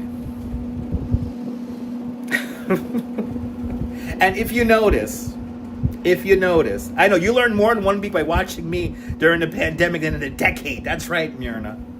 Myrna, that's why you're a channel member, Myrna. And I thank you for that. I know, you guys got to pay TV licenses out there in UK. It's crazy. You loved Daniel Tiger when they were babies? Well, I'm too old for Daniel Tiger. Yeah, you got Seinfeld on right now in the background? Nice. I never liked Seinfeld. And I'm too old for Paw Patrol. Luckily, my nephew, he was in the Pokemon era. Happy Pokemon Day. Haven't had cable for 10 years now. You hate it. Yeah, I know. There ain't nothing on cable. Gen Xers content creation. That's right. Look at this. We just blazed through this beer. Grew up on Wonderama. Catherine, you're dating yourself. Right? Biking. We got a bike on Randall's Island again. We did that. I've done that on this live stream. We biked on Randall's Island. Cable does suck. Down the hatch, guys. Down the hatch.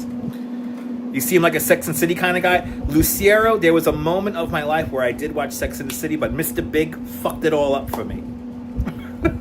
I used to like the TV show Weeds. That show fucked it up with me. And I used to like Dexter. The way that show ended pissed me off too much. I can't get into that appointment television ever again. My parents still watch Gunsmoke, by the way. Oh, you got Tubi there. Don't forget to watch a TV show Gravesend on Tubi. Soupy Sales was great. Do me a favor, guys. Can you guys do me a favor? Soupy Sales was fantastic. Can you do me a favor? Can you go into your mommy and daddy's jacket pockets right there? They got these little green papers with these old people on them. Can you take those little green papers out? Maybe with the number 1 or number 10 on there or number 20 on there? And you send it to me. Dutchmas, P.O. Box 1445,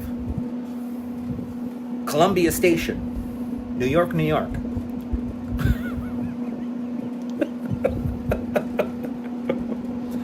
That is still my all-time favorite thing that ever happened on TV, and I wasn't even alive when that happened. As you can tell, I am a connoisseur of television. I still watch Columbo. We watch Quincy. When we finally get a house that we could get like little dogs in, we're gonna name them Kojak, Columbo, and Quincy, and we watch Kojak. I can't get into MASH; it's too depressing. But Sanford and Son, I'll fuck with. I'll fuck with Sanford and Son.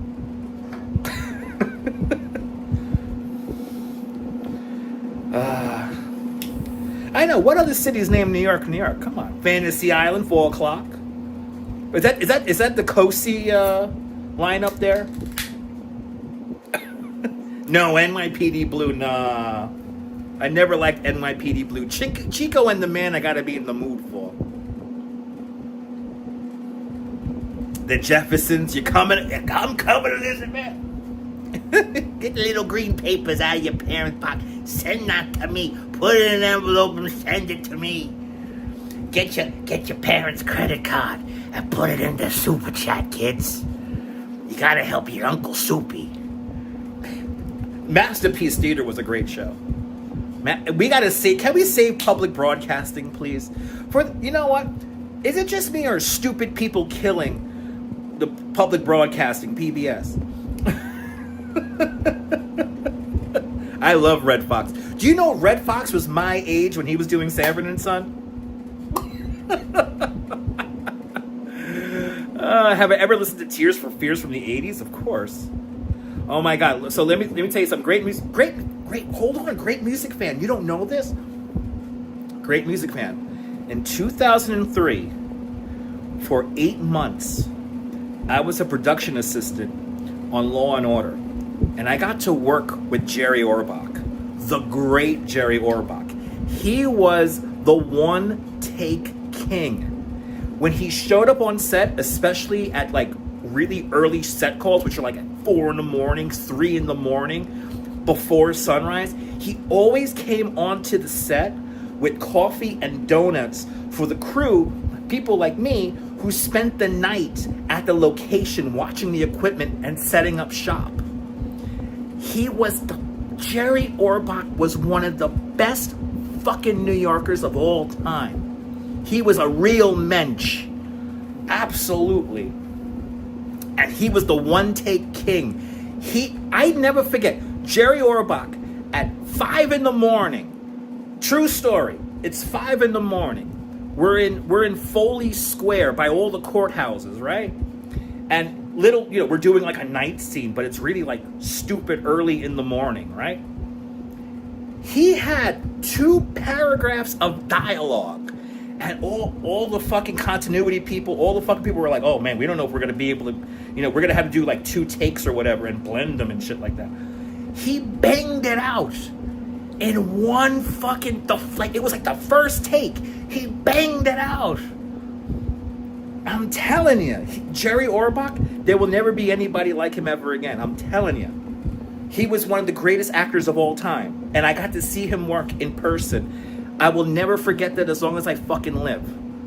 And he was the master of his fucking craft. That's somebody to look up to. That is somebody to look up to. Good to see you, Emma Hoffman. Welcome. Emma, thank you so much for making those little... Emma Hoffman turned me and the Duchess into some stuffed animal characters there. I appreciate that. I want to make those now. Great music fan. I'll never forget Jerry Orbach. He was, by the way, he was the nicest guy. He said hello. He thanked everybody. He was beyond humble when he did not need to be humbled because he was a fucking master. But because he's a real New Yorker, he was humble.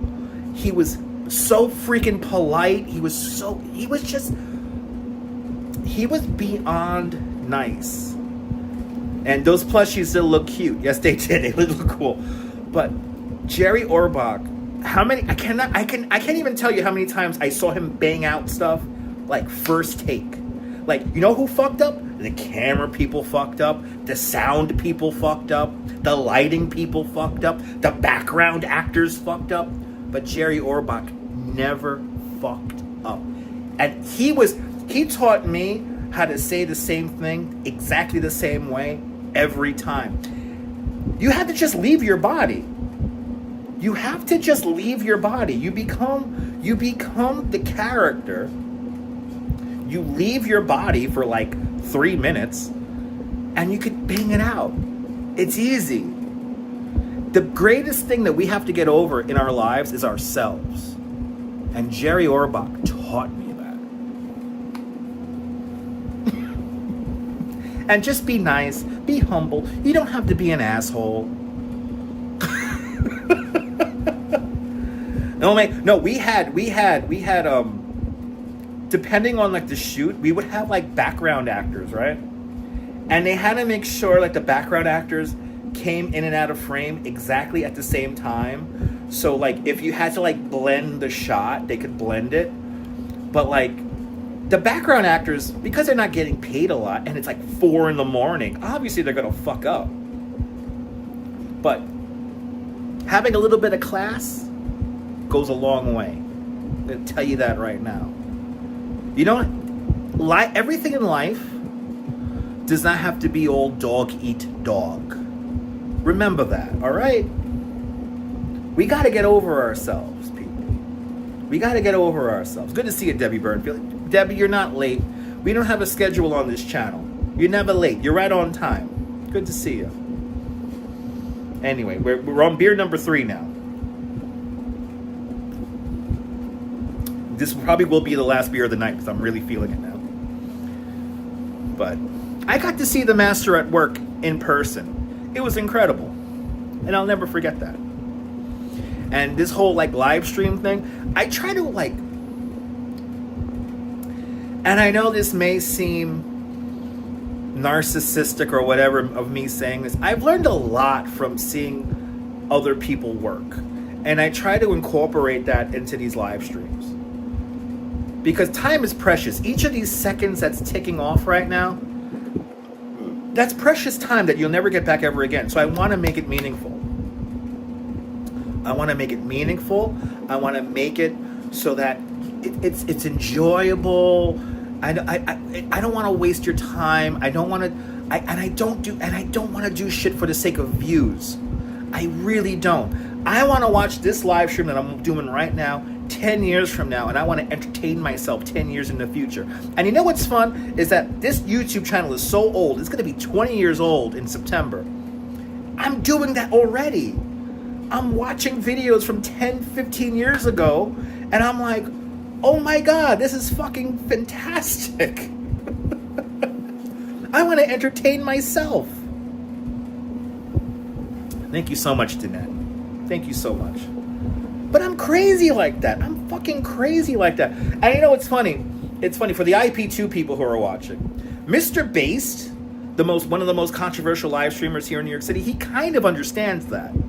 He kind of gets it, but unfortunately for him, he's too wound up in making money and he's too wound up in the views and shit like that. He has to bot himself and everything like that. He's too wound up in that. His self-conscious, his narcissism gets in the way. So if Mr. Based, if I were ever to meet Mr. Based, I would be like, dude, you understand how powerful the live stream is. Get over yourself. You don't have to bot. Just be yourself, have a fucking good time, and guess what? The audience will follow. It may take time. It does not happen overnight. But I want to make, you can make something very meaningful by just having fun. And this is the power of social media. This is what people don't understand, is that you could do something truly unique. You could make an imprint on society by just genuinely having a good time. Get over yourself. Everything doesn't have to look perfect. Look at this background. Fawn Marie, I don't know what I would do without you guys. Having a personality does go a long way. We've recently seen that. I won't say who it is, but we've recently seen how when you don't have a personality, you know what's really funny though? True story. There was somebody who has a very big YouTube channel, and they're like plateauing, right? And they're kind of like killing off their own audience, and they're trying all this different shit. And because that person does not have a real personality, his channel is suffering because of that. And then, mind you, somebody who he inspired to do similar content, because he has a personality, he pushed the envelope. He's making meaningful content. And then you have like this fine line where they're like, are you making meaningful content for the sake of views, or or are you just making content for views? It's like, it's a big thing, and smart audiences get that. Let me tell you something. I want a smart. If I have a small audience, but you guys are really smart and you guys are really into it, I'd rather have that than a big, dumb audience. All right? And if I alienate people, if people don't get me, guess what? I don't give two shits. I don't give two shits. That'll be the day I do an AI intro. Please shoot me in the head if I do an AI intro. You need humor. Let me tell you something. Al Rutledge, there's too many people on YouTube who are being way too serious for no good reason. Okay? You don't have to be serious. You don't have to curate this image of everything is perfect and your hair is perfect and your teeth are perfect and your glasses are perfect and everything is symmetrical. Life is not like that. Just be yourself. Audiences pick up on that. Authenticity is quickly dying in our society. You have to be true to yourselves. Remember that. And there's too many people not being true to themselves because they want views. And they want Good. We're having a beer stream there. Beer stream, Smalley. Good to see you. Good to see you, people. You pooped. Have a great night there, Crazy Coney Island Kid. Good to see you, Serge. Welcome. Oh, good to see you, Aussie beer guy. Welcome on in. Good to see you, Charmed. Wait, somebody said something. I got to scroll back here. Used to watch a YouTuber. He's gone 2 days, maybe a month. And you miss him? I know. Listen, guys. I'm going to tell you right now. Great example of people who keep it real. May he rest. The great Adam the Woo. Let me tell you something about Adam the Woo. He kept true to his morals and his vision for creating content on his channel. He kept doing what he wanted to do. He did not let his audience dictate what he created. And I'm telling you, this is the magic, and this is the magic of being authentically yourself. There will never be another Adam the Woo. There will never be another Adam the Woo. There's going to be people who are going to kind of remind you of him, right? There's going to be people who kind of are similar, but you'll never have another one like that. You will never have another Adam the Woo ever again. Okay? Remember that. I'll try to join one of your live streams there. I'll try to join one of your beer streams. Have a good night there. Have a good night, Crazy Coney Island Kid. Yeah, no, Adam the Woo was the great. You know what I tell you? Watch his old videos on Adam the Woo, the Daily Woo. He was the greatest of all time. I miss the days. I'm going to tell you this right now, Metal Mare. I'm going to tell you this right now. I miss the days when I used to come home and you had an Adam the Woo vlog, and you had like a Casey Neistat vlog. You know, you come home and you had like these 2 videos and you just could watch them after work. I miss those days. But you know what? Nothing lasts forever. That's why when you have it, fucking enjoy it. Fucking enjoy it. Enjoy it, all right? Remember that people who are genuine about creating their content, enjoy it because it's not going to last forever. So, if you want to direct message me on Instagram, okay? Message me on Instagram if you want to DM me, all right? But Adam the Woo was fantastic. And there will never be another one. There will never be another one. And losing Adam the Woo was a big deal because you always thought he was kind of young, so you thought he would always be around but I mean, how many people? This is the magic, right? I'm gonna tell you the magic right now. How many people did Adam the Woo inspire to begin to create content? How many? The first name that comes to mind for me is Dan Bell.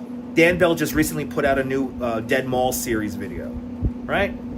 For me, Dan Bell he's the gold standard when it comes to Dead Mall videos, right? You have what's his name? A German in Venice. You have German in Venice, another great channel. You know, you have so many channels that are legitimately great doing what they want to do on their terms. Those are the channels who you should watch. You shouldn't, listen, I'll tell you something right now. I know when I watch a YouTube video and somebody's trying to be like somebody else and they're not being true to themselves, and it comes off, to me, it comes off as bullshit. But when the people who keep it real, who keep it true, who keep true to themselves, that's the best content. That's the best content, I'm telling you. And that's the magic of YouTube, because it's me. I'm you. I'm the guy. I watched a few of Jordan the Lion's videos. He's pretty cool too. There's so many. I love the Tim and Jen Tracker. I watch them all the time. I watch Tampa J. And you know what's funny too is that all these, like, especially like the Disney content people and like the, you know, like Carpetbagger, Jacob Carpetbagger and all these people, you have these channels who like hate on them, right? And that's their whole brand is, oh, I'm going to hate on Adam the Woo and Jacob Carpetbagger and Tampa J and all these other people. And so they put all these people in a box, right? They put all these people in a box and they hate on them. And that's their fucking content. I'm sorry. But for all the hate content people, are you not that interesting that you can create stuff on your own, that you have to take clips from other people's channels? And then, like, some of these channels were literally critiquing how people grieved over Adam the Woo. What kind of defunct fucking life do you have to live that you're critiquing how people grieve? How narcissistic are you? How empty-hearted are you that you have to create content based on what other people make? And those other people are doing it from their heart. Think about that. Hate demands so much energy. It's too much energy. Too much time on their hands. I'm sorry, that comes off a bit facetious. It comes off a bit empty-hearted. I guess they're that boring. I guess you are that boring. For all those channels that I've seen, when Adam the Woo died, and I saw all these channels critiquing how people were grieving, I'm sorry. You live a sad and insignificant life. All right? I'm sorry about that. I'm sorry you have to be that empty-hearted and that defunct. You know, it's evil. It's evil. Anyway. It does take too much energy to be fake as well. And those people, those are the influencers. Influencers come off, you know, some of these influencers who do shit, especially on Instagram and TikTok, they come off as so fucking fake. It is so, all this crap, right? 5 minutes of your life, you'll never get back ever again. Hate is a real poison, people. A lot of people are narcissistic and selfish, but to do this to a certain extent, you have to be narcissistic. I'm narcissistic in a sense, and I own this. I'm narcissistic in the sense that I'm doing this to entertain myself 10 years in the future. But I want to make it meaningful. I hate the word influencer too. I hate the word influencer as well. Good to see you, Strawberry. Welcome. No, Strawberry, I mean, it's not, and again, and who are they influencing? Mindless people who can't think for themselves. There, I said it. There, I said it. People who can't think for themselves. I don't feel bad for you. You can't think critically. You can't make up your own mind. You need to watch some random person that you found scrolling through the fucking feed. As a content creator, I want you to make up your own mind about stuff. I will give you my opinions about stuff that I consume on camera, but I want you to make up your own mind. I don't want to be like, you got to go here or you got to go there, unless it's really good. You know what I'm saying? And this is where authenticity comes in. Authenticity is lacking so much in this society right now. And unfortunately, like bots and shit like that and viewer concurrent numbers dictate how influential people are in swaying people's minds. And unfortunately, a lot of people with money like to kind of skip the line, and they kind of pump up their numbers a little bit, and then more people watch. I'm sorry. I want a small audience of positive, critical mind thinking people. I want people to think for themselves. I will give you suggestions. As a content creator, I will give you suggestions. Like this beer right here is fantastic.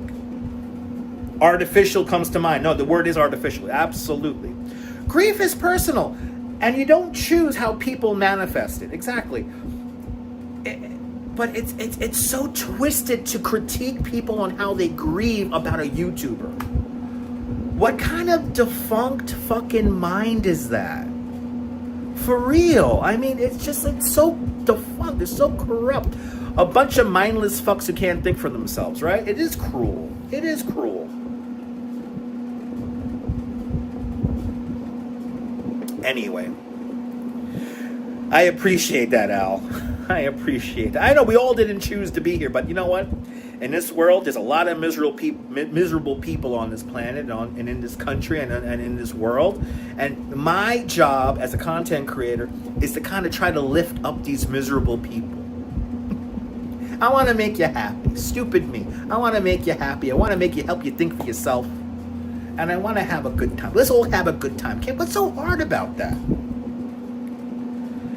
People are selfish as fuck nowadays. It's true. They don't give a shit anymore.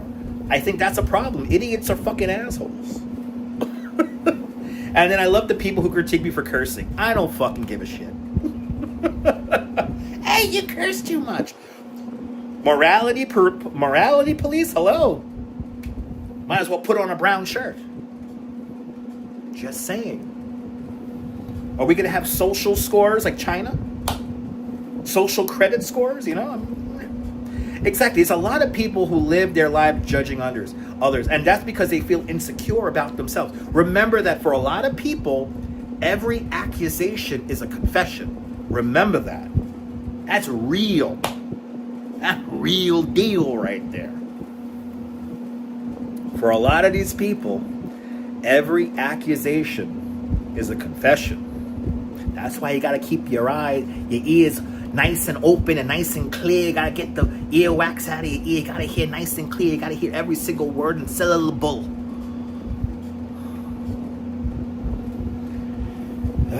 It's all projection. It's all projection. Everything people do is projection. All right? So, anyway. I think I curse when it's appropriate. But then I get, I know some people do that every single day. I know. Finding peacefulness is harder nowadays than hate in the world. It's so true, Fawn Marie. It's so easy. It's like Twitter right now. Like Twitter, they did the algorithm where it's like the algorithm on Twitter right now is like, we're going to make you angry because angry gets more clicks and like pass through click rates than something that's like meaningful and happy. More people are going to interact with a post that makes them angry than like watching a story of the turkey fly up into a tree. And for me, I'm focusing on the story of the turkey. I'm focusing on the little beautiful birds in Central Park. And by the way, for all the people who post beautiful images, peacefulness, meditations, I am so thankful and grateful for all of you guys who do that. Believe me, I am. Because that's what social media is there for. Have you seen my short videos? My short videos, I look at my short videos like they're meditations. They're meditations. I want you to just calm your brain for 60 seconds or 90 seconds, whatever it is. And I want you just to relax. I want you to breathe. I want you to just...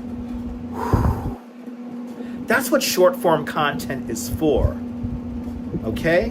And then you have the masters. You have people like Ariel exploring cities and what's her name? The Megan Daly, who they pack in all this amazing history into a minute, into 30 seconds. And they give you the world and they give you a little bit more perspective. That's what short videos are for. Not this mindless stuff. There's so many people who make like shorts that are just like mindless stuff, like people doing some violent stuff or something disgusting like throwing up and all that stuff, And mind you, that's what gets the views, right? Something disgusting. Oh my God, look at that person throwing up in the street. Oh my God, they're screaming and they're causing a car accident or something like that. It's like, oh my God. Why not create something, once again, we come back to this story again. Why not create something meaningful that helps people relax and meditate? That's what it's about. For me, it's meditation. And it doesn't necessarily have to be like some music and some awesome visual. It's like, it could be, you could tell a story in 90 seconds or 3 minutes or whatever it is. TV shows nowadays, they're focusing now on like this whole like they know that short form content is like it's what gets like the views, right? So like they're focusing on like these gotcha kind of like moments where it's like they're gonna just throw some shit at you and you're gonna react to it, right? Because you're a human, right? We have Neanderthal brains, so we're gonna fucking react to something. Why not make something meaningful? The corporations and all that stuff, they don't want that because the money's not there. Unfortunately there's more money in hate than being loving. This is why my channel only has 25,000 subscribers, is because I want to make something meaningful. I don't want to just mindlessly show you stuff. You know, I want you guys to have what I want to curate here on this YouTube channel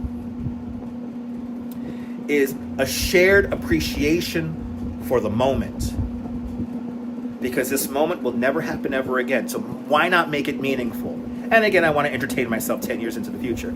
Don't get me started about the fake thumbnails, too. Don't get me started about the fake thumbnail. If you see me doing an AI thumbnail, I'm only doing that because the subject that I'm talking about is just that stupid.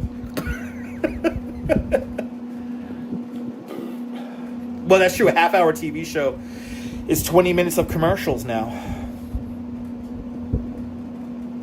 It's sad. And again, why does everything have to be focused about selling product? I don't get it. There's more to life than selling products. That was a 6. Right? Listen, let me tell you something, Emma. I got the smartest 25K audience ever. And I'm so proud of that. When we hit 100,000, I will cry. I will cry. That was a 6. That was a quiet 6.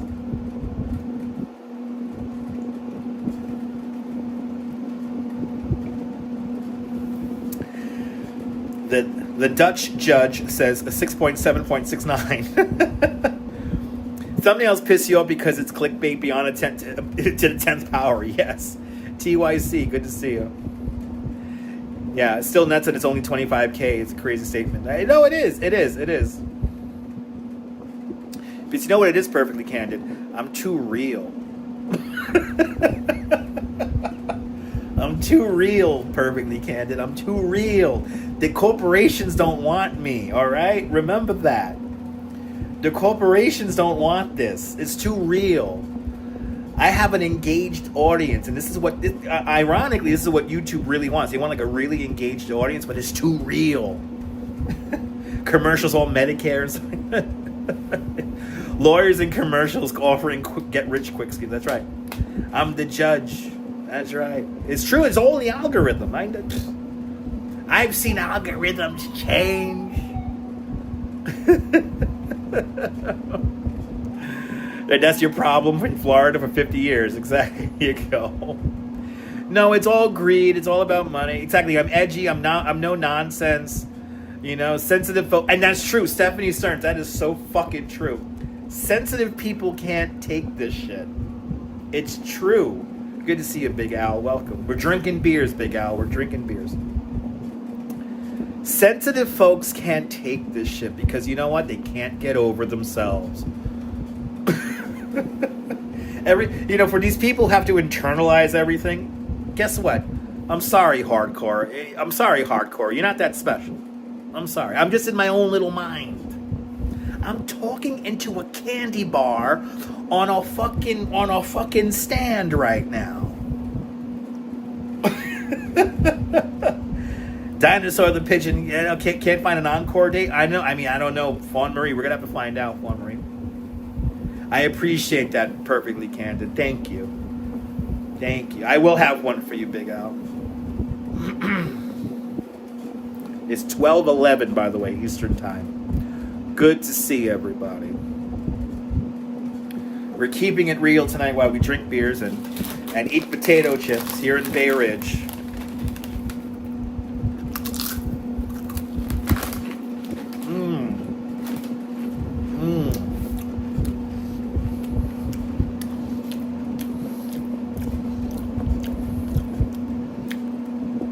Here's some ASMR for you. Close your eyes. Get back to sleep, Emma. Have a great day, Emma. It's beautiful. Oh, thank you so much for putting me on your TV. I do remember Garfield and Friends. That was one of my favorite shows. I love salty things too. I don't like salty people, but I love salty things.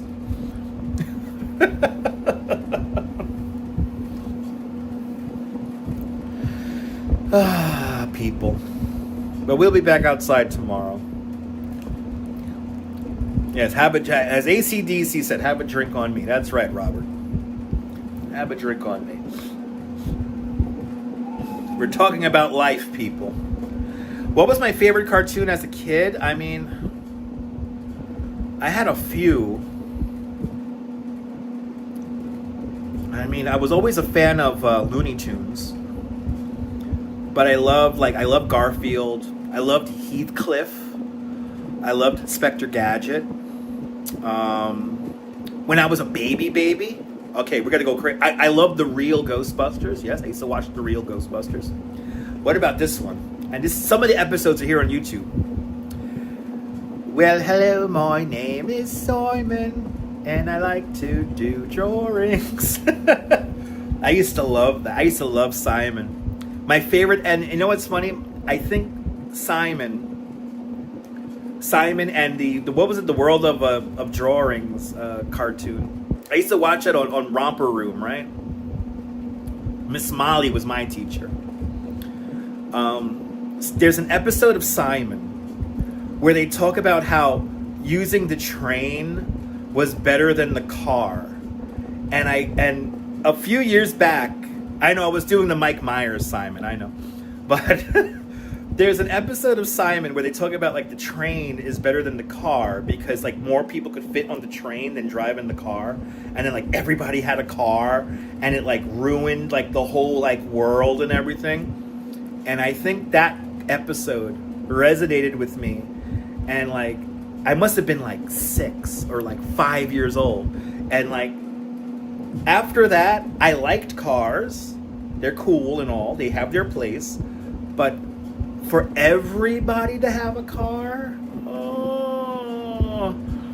I don't think our planet, our society, and our roads could take that. And there's like the way the narrator goes like, the best way to travel is the train. And it's like, yeah, we all hop on the train and we go here, we go there, and we travel around, and it made the world of drawings like a chaotic place with everyone in a car, and everyone was angry behind the car and everything. The episode is here on YouTube. You could see it. And I think that resonated with me as a child. And then as I grew up and I became like more active in the whole, you know, the whole bicycle scene here in New York City, you know, it's like I learned more and more like how like cycling is like a communal kind of thing. So like you get to talk to your neighbors more, and you get to meet more people, more different ideas, and you know, you're not like in like this little bubble like all sequestered from everybody. And it definitely changed my life. I really do.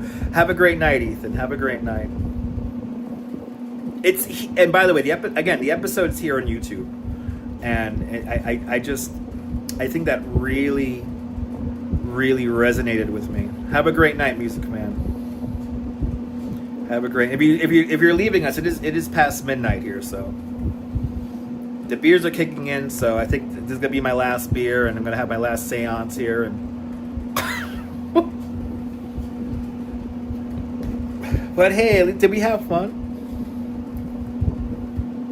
Loved Romper Room, Lamb Chop. Lamb Chop's play along, yeah. Still put on Bugs Bunny. What is it? MeTV has the old cartoon lineup. You go crazy for manga. Yeah, I'm too. That's too beyond me. I can't handle that stuff. But Liquid Television, I was all about. I used to love Liquid Television. Oh man, that was my teenage years. Liquid Television. That was like the last era of good MTV, was liquid television.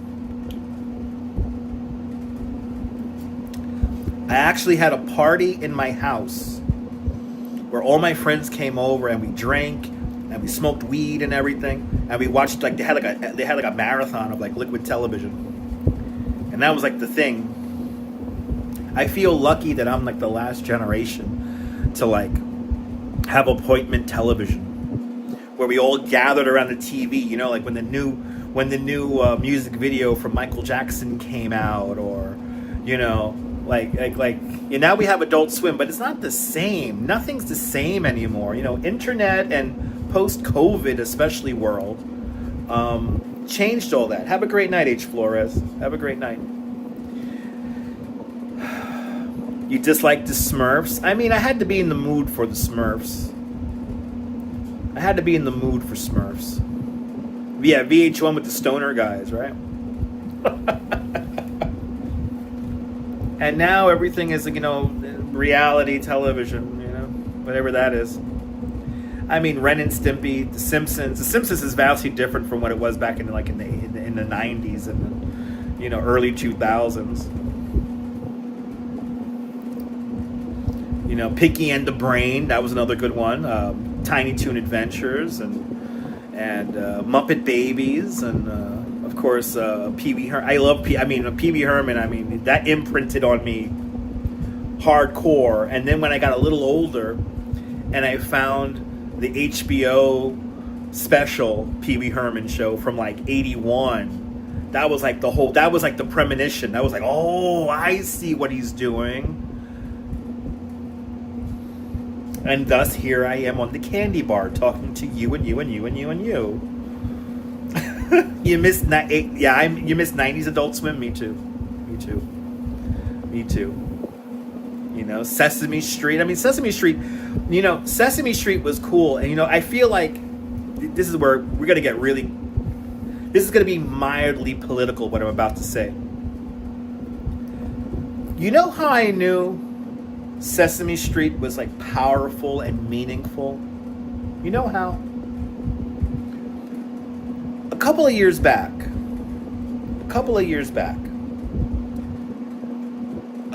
one of these conservative talking heads online actually was upset over the great Jesse Jackson's segment from Sesame Street. Somebody found that offensive. Now, I don't know if you've seen this, but there's a segment where Jesse Jackson has a whole bunch of kids sitting on the stoop, and he has the children say, I am somebody. And I didn't see that when I was a kid. That was before my time. That was like in the early mid-70s, right? But one of these fucking moron, self-botting, conservative Republican talking heads found that offensive. Now, if you feel that acknowledging somebody's differences is offensive, you have a lot of soul searching you need to do. There's nothing that message needs to be propagated over and over again. We should be proud of our differences. We should be proud of our individuality. We should be proud of who we are and how we were brought up. But to think that somebody was offended by that 40 years later. Oh, how can this person say that? They're indoctrinating the children. No. What is living in the United States about? Isn't it about personal freedom? Isn't it about being an individual and being yourself and being true to yourself and your own morals? I'm learning more and more that a lot of people on that side of the aisle have corrupt morals. Not everything in life is a transaction. Not everything in life is about selling a product. maybe we could be proud of ourselves and cherish our differences and champion our differences. Why do we have to conform to this prefabricated box that somebody somewhere created?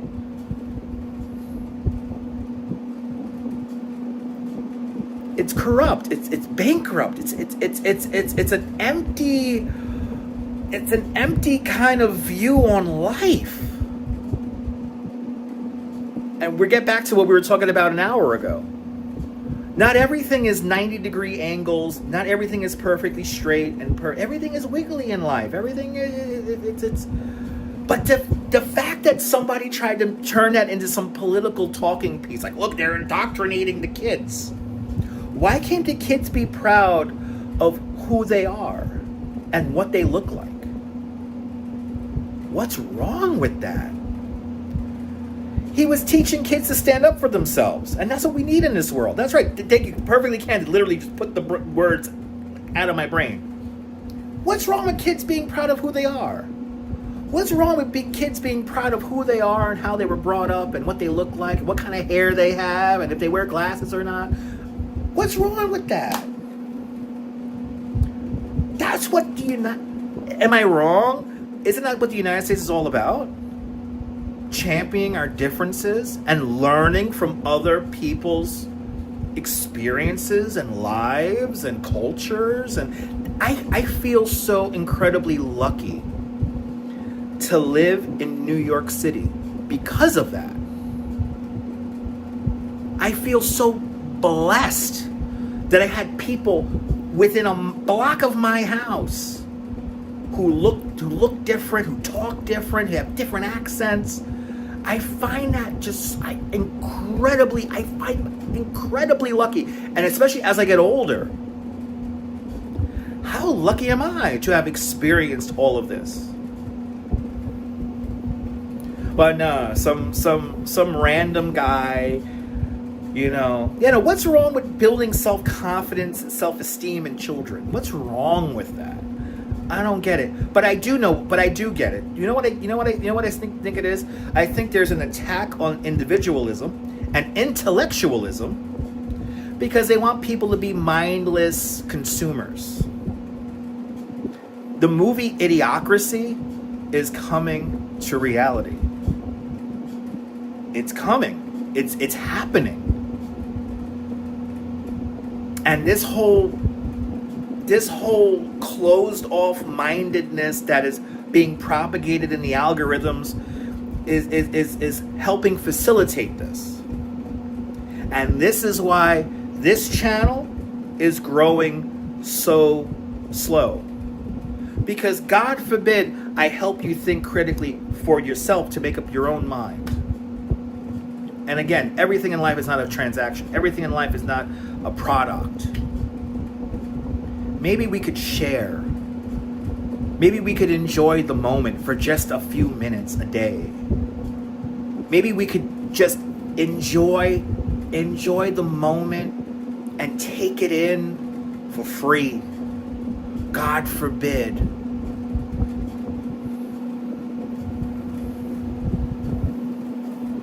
So many things. There's so many things I can now depart and really talk about, but I won't, because then we're getting into the macros of like the whole political spectrum that's happening right now. But what I will say is this: critical thinking and intellectualism is under attack, and now is the time more than ever to just do your own fucking homework. Educate yourself.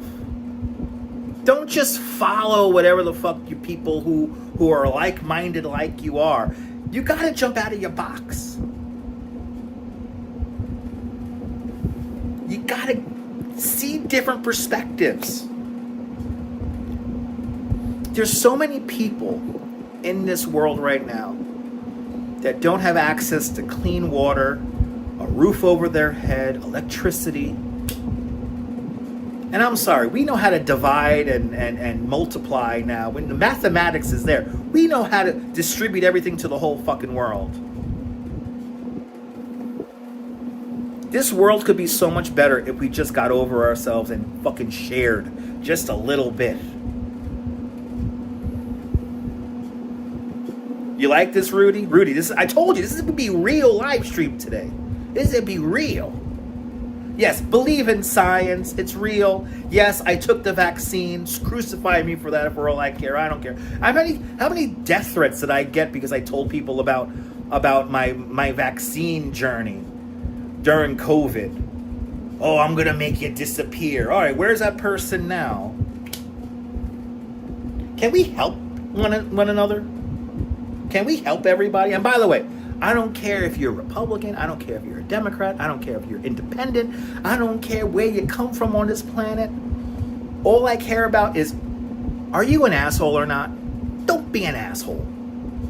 Don't be an asshole. If you're not an asshole, you're welcomed here. If you're not selfish, you're welcome here.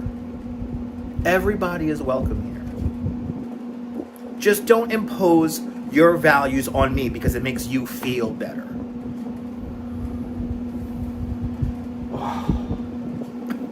It's true. Perfectly candid, it's true. I mean, so many people are totally clueless about how public health crises work. And of all countries, we don't have fucking free health care? Oh, that's right. The corporations that like that shit. Ugh.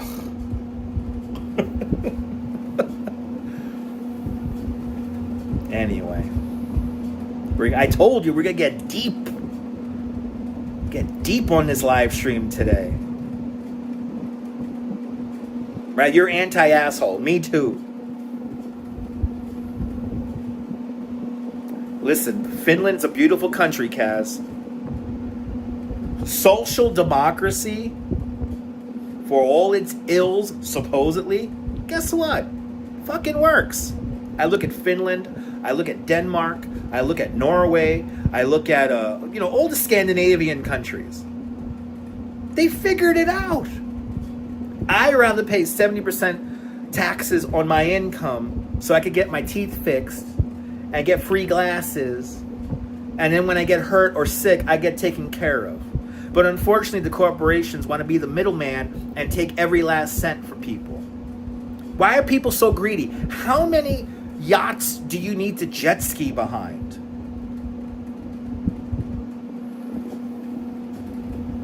You can't have millions of people thinking for themselves. God forbid that. God forbid.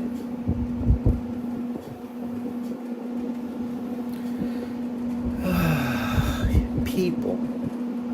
That's why I'm proud to have such a like-minded audience. And I'm proud of all you guys who stuck with me for the last 2 hours and 5 minutes, listening to me on my little soapbox here on the internet.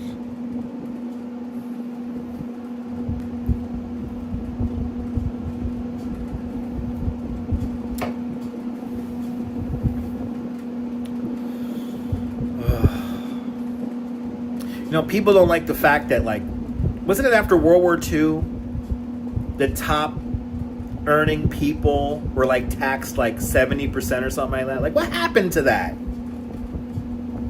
What happened to that? And and we saw him yesterday. I want to give a big shout out because I understand where he's coming from. He's a fellow Puerto Rican like myself, Huberto Lopes. He is a landlord. He is a property owner here in New York City. And guess what he's doing? He's fighting against some of the crazy ideas that are happening. And mind you, listen, I voted for Mendami. I don't agree with everything that he does. Like every mayor, I don't agree with everything that they do. But there has to be a certain line when it comes to, giving away. So we got to keep our, there's a way to keep taxes down, and there's a way to have everything work. But unfortunately, we're not really auditing how the government spends our money right now. And you can't just keep raising taxes like property taxes all the time, because guess what happens when you raise property taxes all the time? It comes back to people like me who have no money. It comes back. We're all going to, in the end, when it comes to property taxes, we're all going to pay. And here's Huberto Lopes, who owns a ton of property in Red Hook. He's a very wealthy man. He does not need to do Instagram. But he's fighting the good fight. And a lot of people who are in my situation, who are completely fucking broke, they fight against him. Don't fight against the guy. Listen to what the fuck he's saying.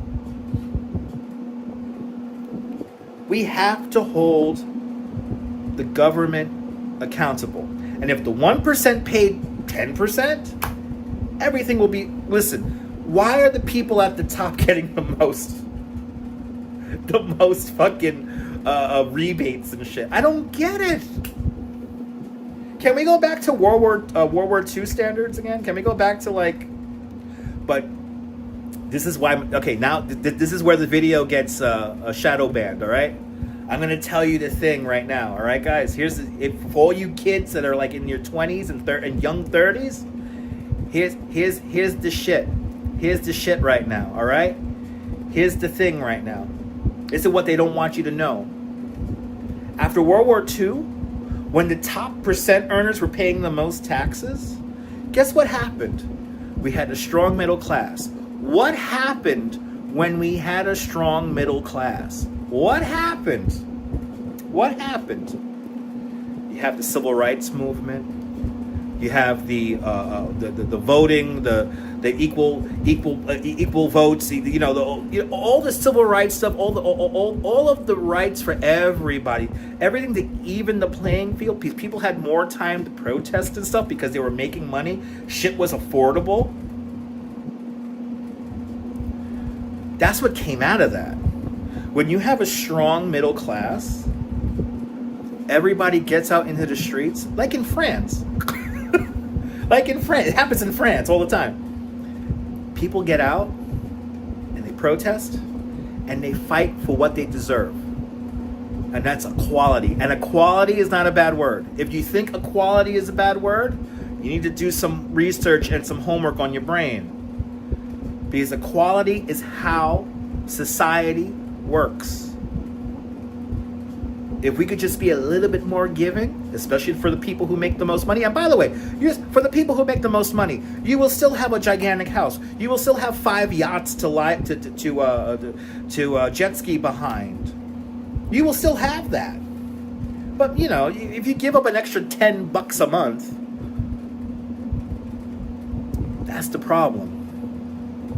They don't want us to get out into the streets and protest for what we deserve and what we need. And now, in this day and age with this kind of wacky inflation happening, they're choking all of us to death. And the wealthy people at the very top, they're running to the bank, they're buying islands, and they're keeping this wacky, destructive machine going, calling it a society. And as the human race, we could do so much better than that. We could do so much better. The pandemic taught me one thing. How selfless can I live as a human being? How giving can I be as a human being? It's possible. It's possible. Look at Norway. Look at Denmark. Look at Finland.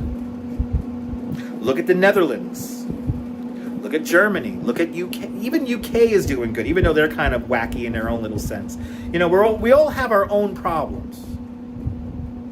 But if everyone as a whole is more giving, especially the people at the top, society as a whole could be so much more rich and fulfilling. And then we could push our society into really going to that next level. How much exploration we could do of the deep oceans and space. Think about it. We went to the moon in 1969, and now what? We pushed it off to 2028 now. Aren't we supposed to have colonies up there and shit like that? No, unfortunately, the corporations got too greedy, and they watched the movie Demolition Man, and that's the society that we're going to. We're going to the Demolition Man Society. We're going to the, what was the other one? The Running Man Society. That's what we're doing. We're going to Terminator. The Terminator is a fucking documentary. I will never run for public office, Rob. I will never run for public office. Because you know what? All this shit I'm speaking is too radical. It's too liberal. I mean, I'm a liberal progressive, so go hate me for that. I don't care. I think about how Brooklyn used to make everything. And we had clothes and shoes and everything for all economic levels. And everything was made with quality. And now what we're doing, we're pushing it off to the lowest bidder in some country that we don't know where. And we're spending all this money shipping stuff and moving stuff across the world. I could tell you right now, and I am confident that everyone on this planet could have a job and have a meaningful life if we just didn't get over ourselves and we're a little bit more giving. I know the healthcare system is falling apart in UK. I know it is. But we have some here in the States. We have some things to learn about. What's it called? NHS. We have some things to learn about that. Look at Canada. Canada has great health care. They're right next door to us. How do we not have that? Oh, that's right. The corporations want to get over. I get it. And they want all of us broke people to fight over the scraps. Oh, I get it. Not everything in life is a transaction. Not everything in life is, and just please learn that. Like please. We could be so much more fulfilling as a society if we just got over ourselves.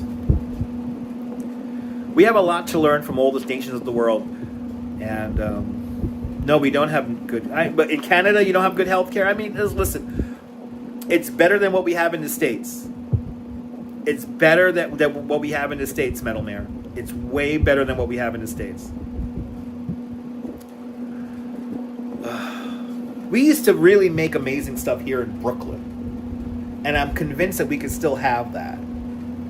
But unfortunately, corporations and the people at the top, there's no money in that. Why isn't there, as the great George Carlin said, why isn't there a war on homelessness? We have a war on everything, right? We have a war on poverty, and we have a war on drugs, and we have a war on this, and we have a war on that. Why don't we have a war on homelessness? Because there's no money in it. And the crazy thing is that if you figured it out just right, you can make that. You can make that profitable. Do we really have to make $100 a head? Can we just make $80 a head or $75 a head? You know what I mean? Back in the day, we made stuff that lasted. And now everything barely lasts 90 days. I look at things like, at the great, he ran the Cyclone for many years. The great Sandman once said on a documentary, we made things that lasted. Here's the Cyclone. It's going to be almost 100 years old. It's still running. Now things barely last through the warranty. By the way, every system has problems. Whether it be the Canadian healthcare system, whether it be the British healthcare system, whether it be the Danish healthcare system. Because humans are involved. Because humans are involved, nothing is perfect. But if we just took care of each other and didn't make as much profit, shit could somewhat work. And all right, what happened to Bethlehem Steel, right? I mean, listen, we extracted all the resources and then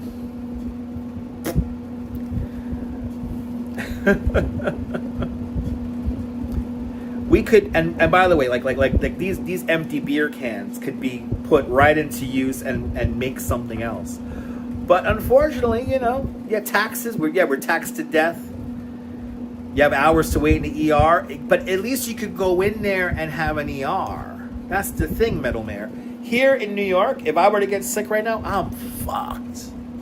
I'm fucked if I get sick right now. I'm fucked if I get hurt right now, I'm fucked. I'm going to be put into debt for the rest of my life. We can't afford to get injured or sick here in the States. We can't afford it. I thought this was the greatest country in the world. I guess not. Detroit doesn't make cars anymore, no. Because we sold everything to the lowest bidder. And by the way, I feel bad for those people who live in those countries because they're getting worked to death as well. Do they deserve it? Nobody deserves to be paid 3 cents an hour. Think about that. Yeah, we don't have those privileges here in the States. Again, what the pandemic taught me was that how selfless as a citizen and a human being can I be for all of you guys out there. This is why this channel doesn't grow. Is because I want you to think for yourselves. I want you to critically think. Do the research. The history is there. And by the way, let's look at it. Let's look at the history now before they erase everything. This is why there's an assault on intellectualism right now, especially here in the United States. And by the way, it's not just here in the United States. It's over in UK. It's happening right now in Germany. It's happening all over the world. Every human deserves basic human rights. There you go. See, Al 72 is still working to pay his $1,300 prescription. It's awful. As a global society, we could do so much better. When I used to, a few years ago, and I think I talked about this on the live stream, I used to obsess over where my phone was made or where my shoes were manufactured. And then I will try to look it up and find a factory and look at how do these people live. There's a great movie, Mardi Gras Made in China. Look up that movie. It's a movie about how they make the beads that they throw in Mardi Gras. Those people in China deserve better. So much history is being altered in real time, right in front of our eyes. This is why we need to look at it now before it gets all fucked and deleted. And this is why this channel doesn't grow, is because, I'm telling you to look up the history now before it's altered and deleted. And you have to laugh. You have to laugh at this kind of stuff, because if you don't laugh, you're going to get very, very cynical on your outlook of society, and we're so much better than that. We're so much better. Everything in life is not a transaction. Everything in life is not a transaction. We just have to enjoy the moment, and this is why it's so important to enjoy the moment. Enjoy the people you have around you, your tribe. And this is the magic of the internet. We could all, at least for now, before they begin to fuck around with this shit, for the most part, we could talk unfiltered. We could have these conversations. We could exchange these ideas. Enjoy it now. Because you never know when it's going to just all be shut down. And then we're really fucked. We could learn. The knowledge is there. The information is there. All you have to do is go and grab it. Remember that. Malaysia, good to see you. There you go, Stephanie. That's crazy, Stephanie. Anyway, we're getting too deep. I told you, we're going to get deep with the conversation today. You think people don't like to talk about real things these days? We'll talk about blunt, no truth to the matter. You're a realist. Yeah, me too. I'm a realist as well.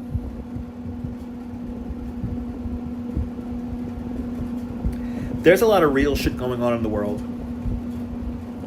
Don't be blind to it. Don't be blind to it. The information is there. The information is there. Now, if you choose not to believe it or whatever, that's up to you. But the verifications to know whether it's real or fake are there as well. Just like AI videos and stuff like that. The information to verify is there. Again, don't there's a lot of stuff in the news that we may not like. So don't consume information based on whether you like it or not. Didn't that asshole, what's his name, Ben Shapiro, once say facts don't care about your feelings? They don't. I agree.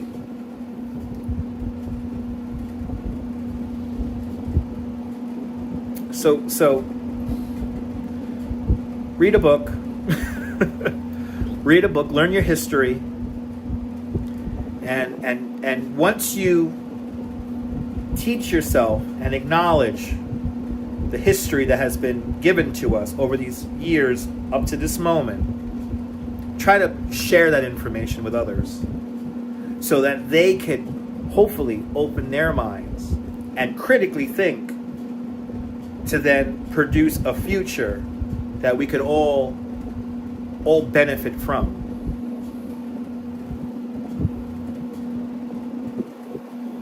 Exactly. No, it's deep, but don't try to say... Exactly. No, it's true. Kaz, it's very true, Kaz.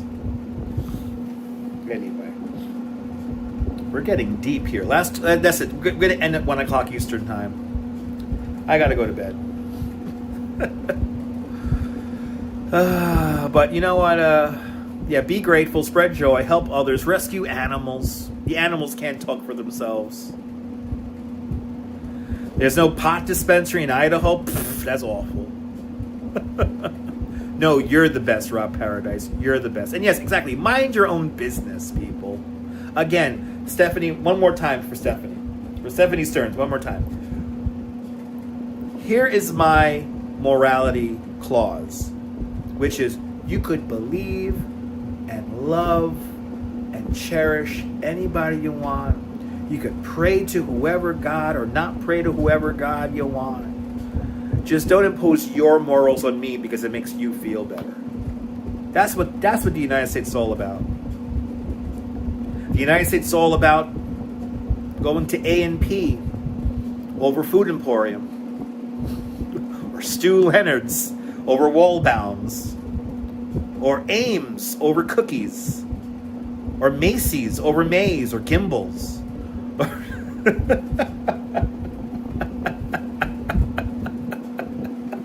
This has been a great forum, right? I'm so blessed to have you guys. I'm so blessed. Let's go to Piggly Wiggly. A clean one. A clean Piggly Wiggly. We'll listen to some Neil Sedaka. We'll go to EJ Corvettes. We'll go down the block to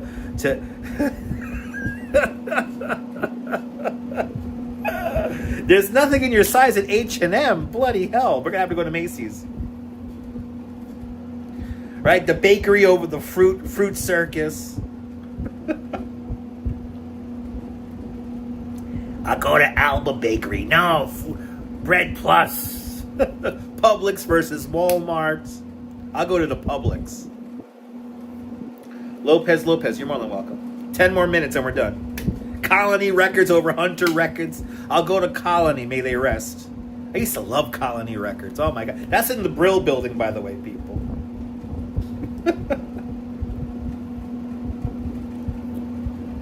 See what happens when your boy Dutch drinks beers? You see what happens? You see what happens, people?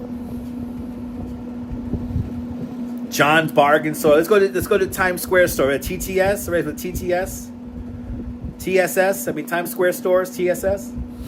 Colony was great. I should probably see if I'm going to take a shower tomorrow morning. Let's go to Alexander's.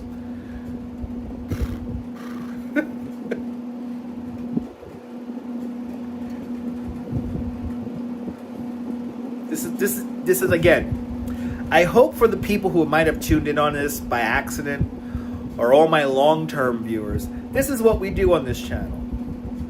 This is what I do. This is what I am. We go to Lenny's Clam Bar. We reminisce about Dress Barn.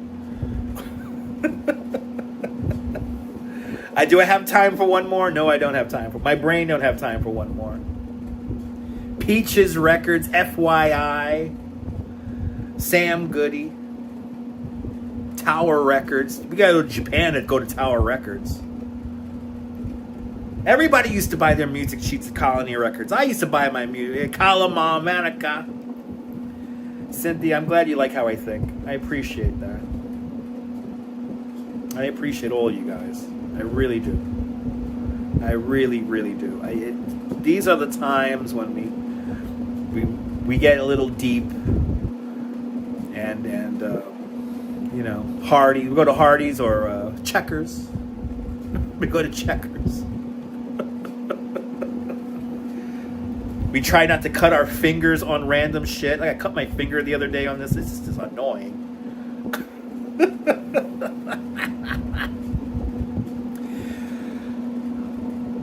The power of the live stream is very real. This is the most powerful form of communication that's ever been created. And that's why I don't take it lightly. The USA should aim to be where everyone's can afford Viella ice cream. That's right, TYC. That's right. Viennetta ice cream. Do they still have that? I miss the Howard Johnson's clam boat too. On the automat. That's right. Let's go to the automat. I know you're hungry now. I'm gonna destroy these chips once I finish the stream. Right, TSS. I remember TSS. Mitchell's driving on 86. That's way before my time. But I love you. I love you for that, Al. I love you for that. Did you have a... No, I think we did have a Consumers out here, but that's before my time. I remember my grandma used to love the Spiegel catalog. Remember the Spiegel catalog? You know, you had the Sears and Roebuck catalog, but the Spiegel catalog was like a big deal.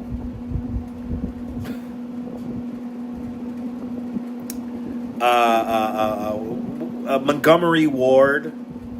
Let's go to Montgomery Ward. Yeah, Peaches Records in Cleveland. Nice. Yeah, I hate... This is from like a staple. It's really annoying. He used to sit in the Howard Johnson's while you waited for a friend to get off work. Somebody already mentioned that earlier. S&H green stamps.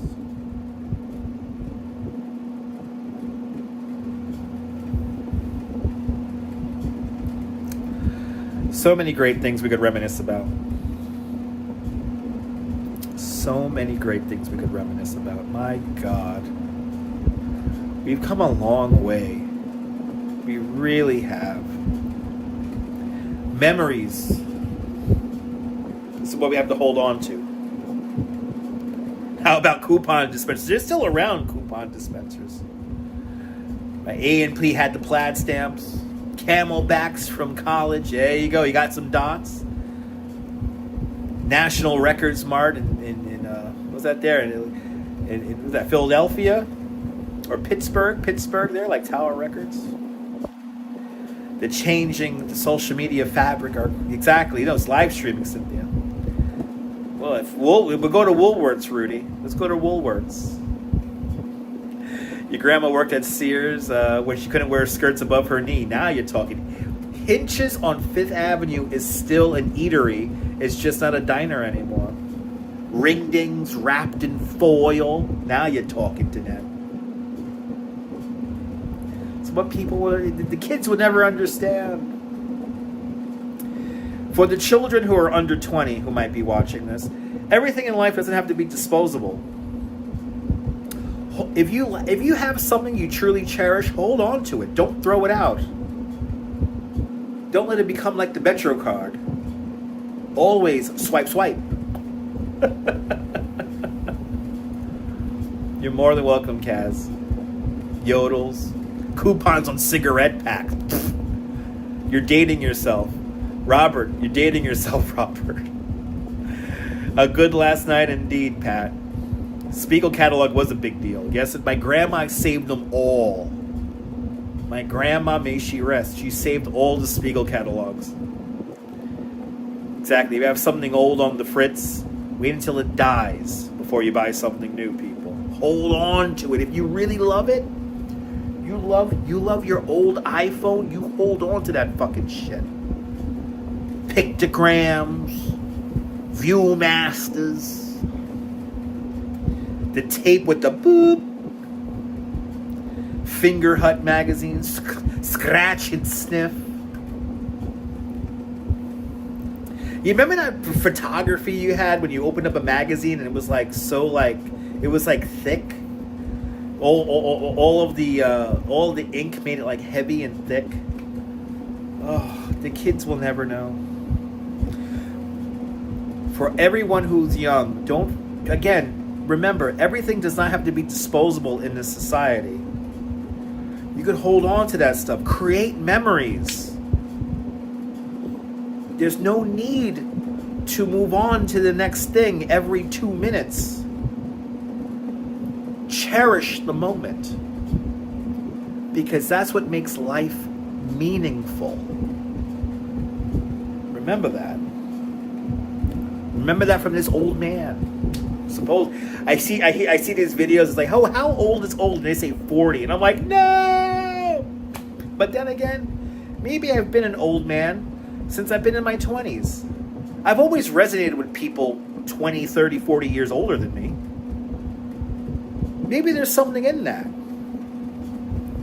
To enjoy people who have a little bit more age on you, a little bit more knowledge, a little bit more experience. But as well, to flip the coin,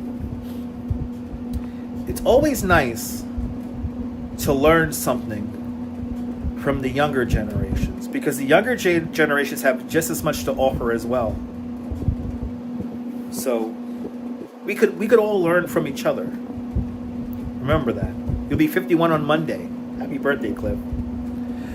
I miss that smell of the mimeograph. I miss that smell. Oh my God, the mimeograph. That blue and white paper. Never forget it. I know I'm an old soul, Carol. I'm an old soul. My parents instilled that in me. I'm an old soul, but I also learned from the young kids, and I'm telling you, and I saw it today on Pokemon Day. We come back to the today now. I saw it today. The good kids are so good today. The good kids are so good, and I fucking love that. So to those young kids who get it, who get society, thank you. Thank you. A lot of your fellow compatriots may not understand that, but I appreciate it. Still got your first cell phone. I got my first cell phone somewhere in this house. St. Michael's School in Brooklyn had a mimeograph. Yes, indeed. Public School 104 had a mimeograph as well. A big shout out to Mrs. Murphy. May she rest. Miss Murphy. Miss Murphy taught me a lot. I wish you could watch my live streams. She imprinted a lot on me when I was a kid.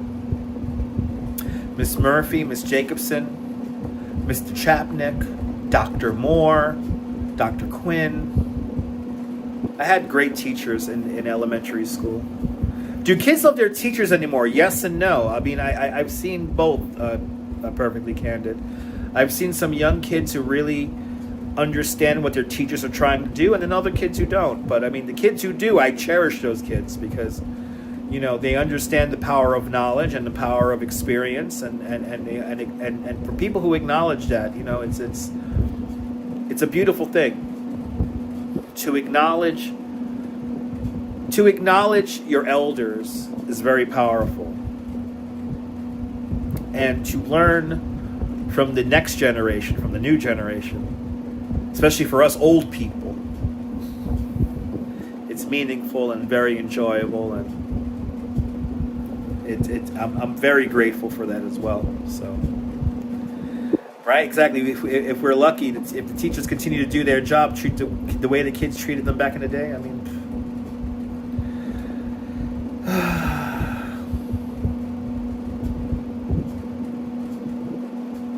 I hope you guys enjoyed this nonsense. This has truly been a truly nonsensical live stream today. Happy tomorrow To all the kids who honor their teachers, thank you guys so much.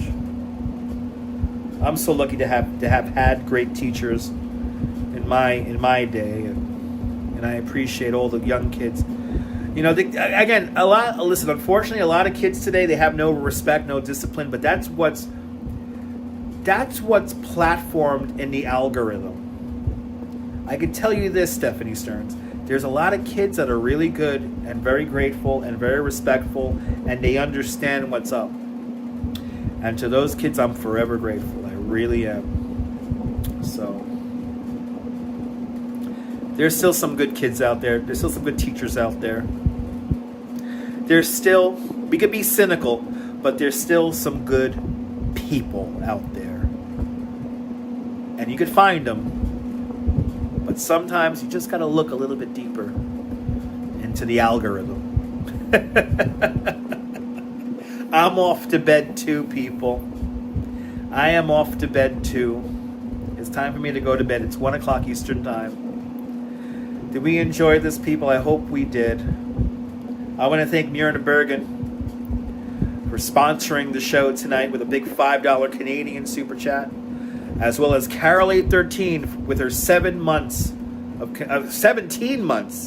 of continued membership to the channel. I want to thank Carol813 and all the channel members for having faith in me as a content creator, because without you guys, I can't do this. So thank you guys.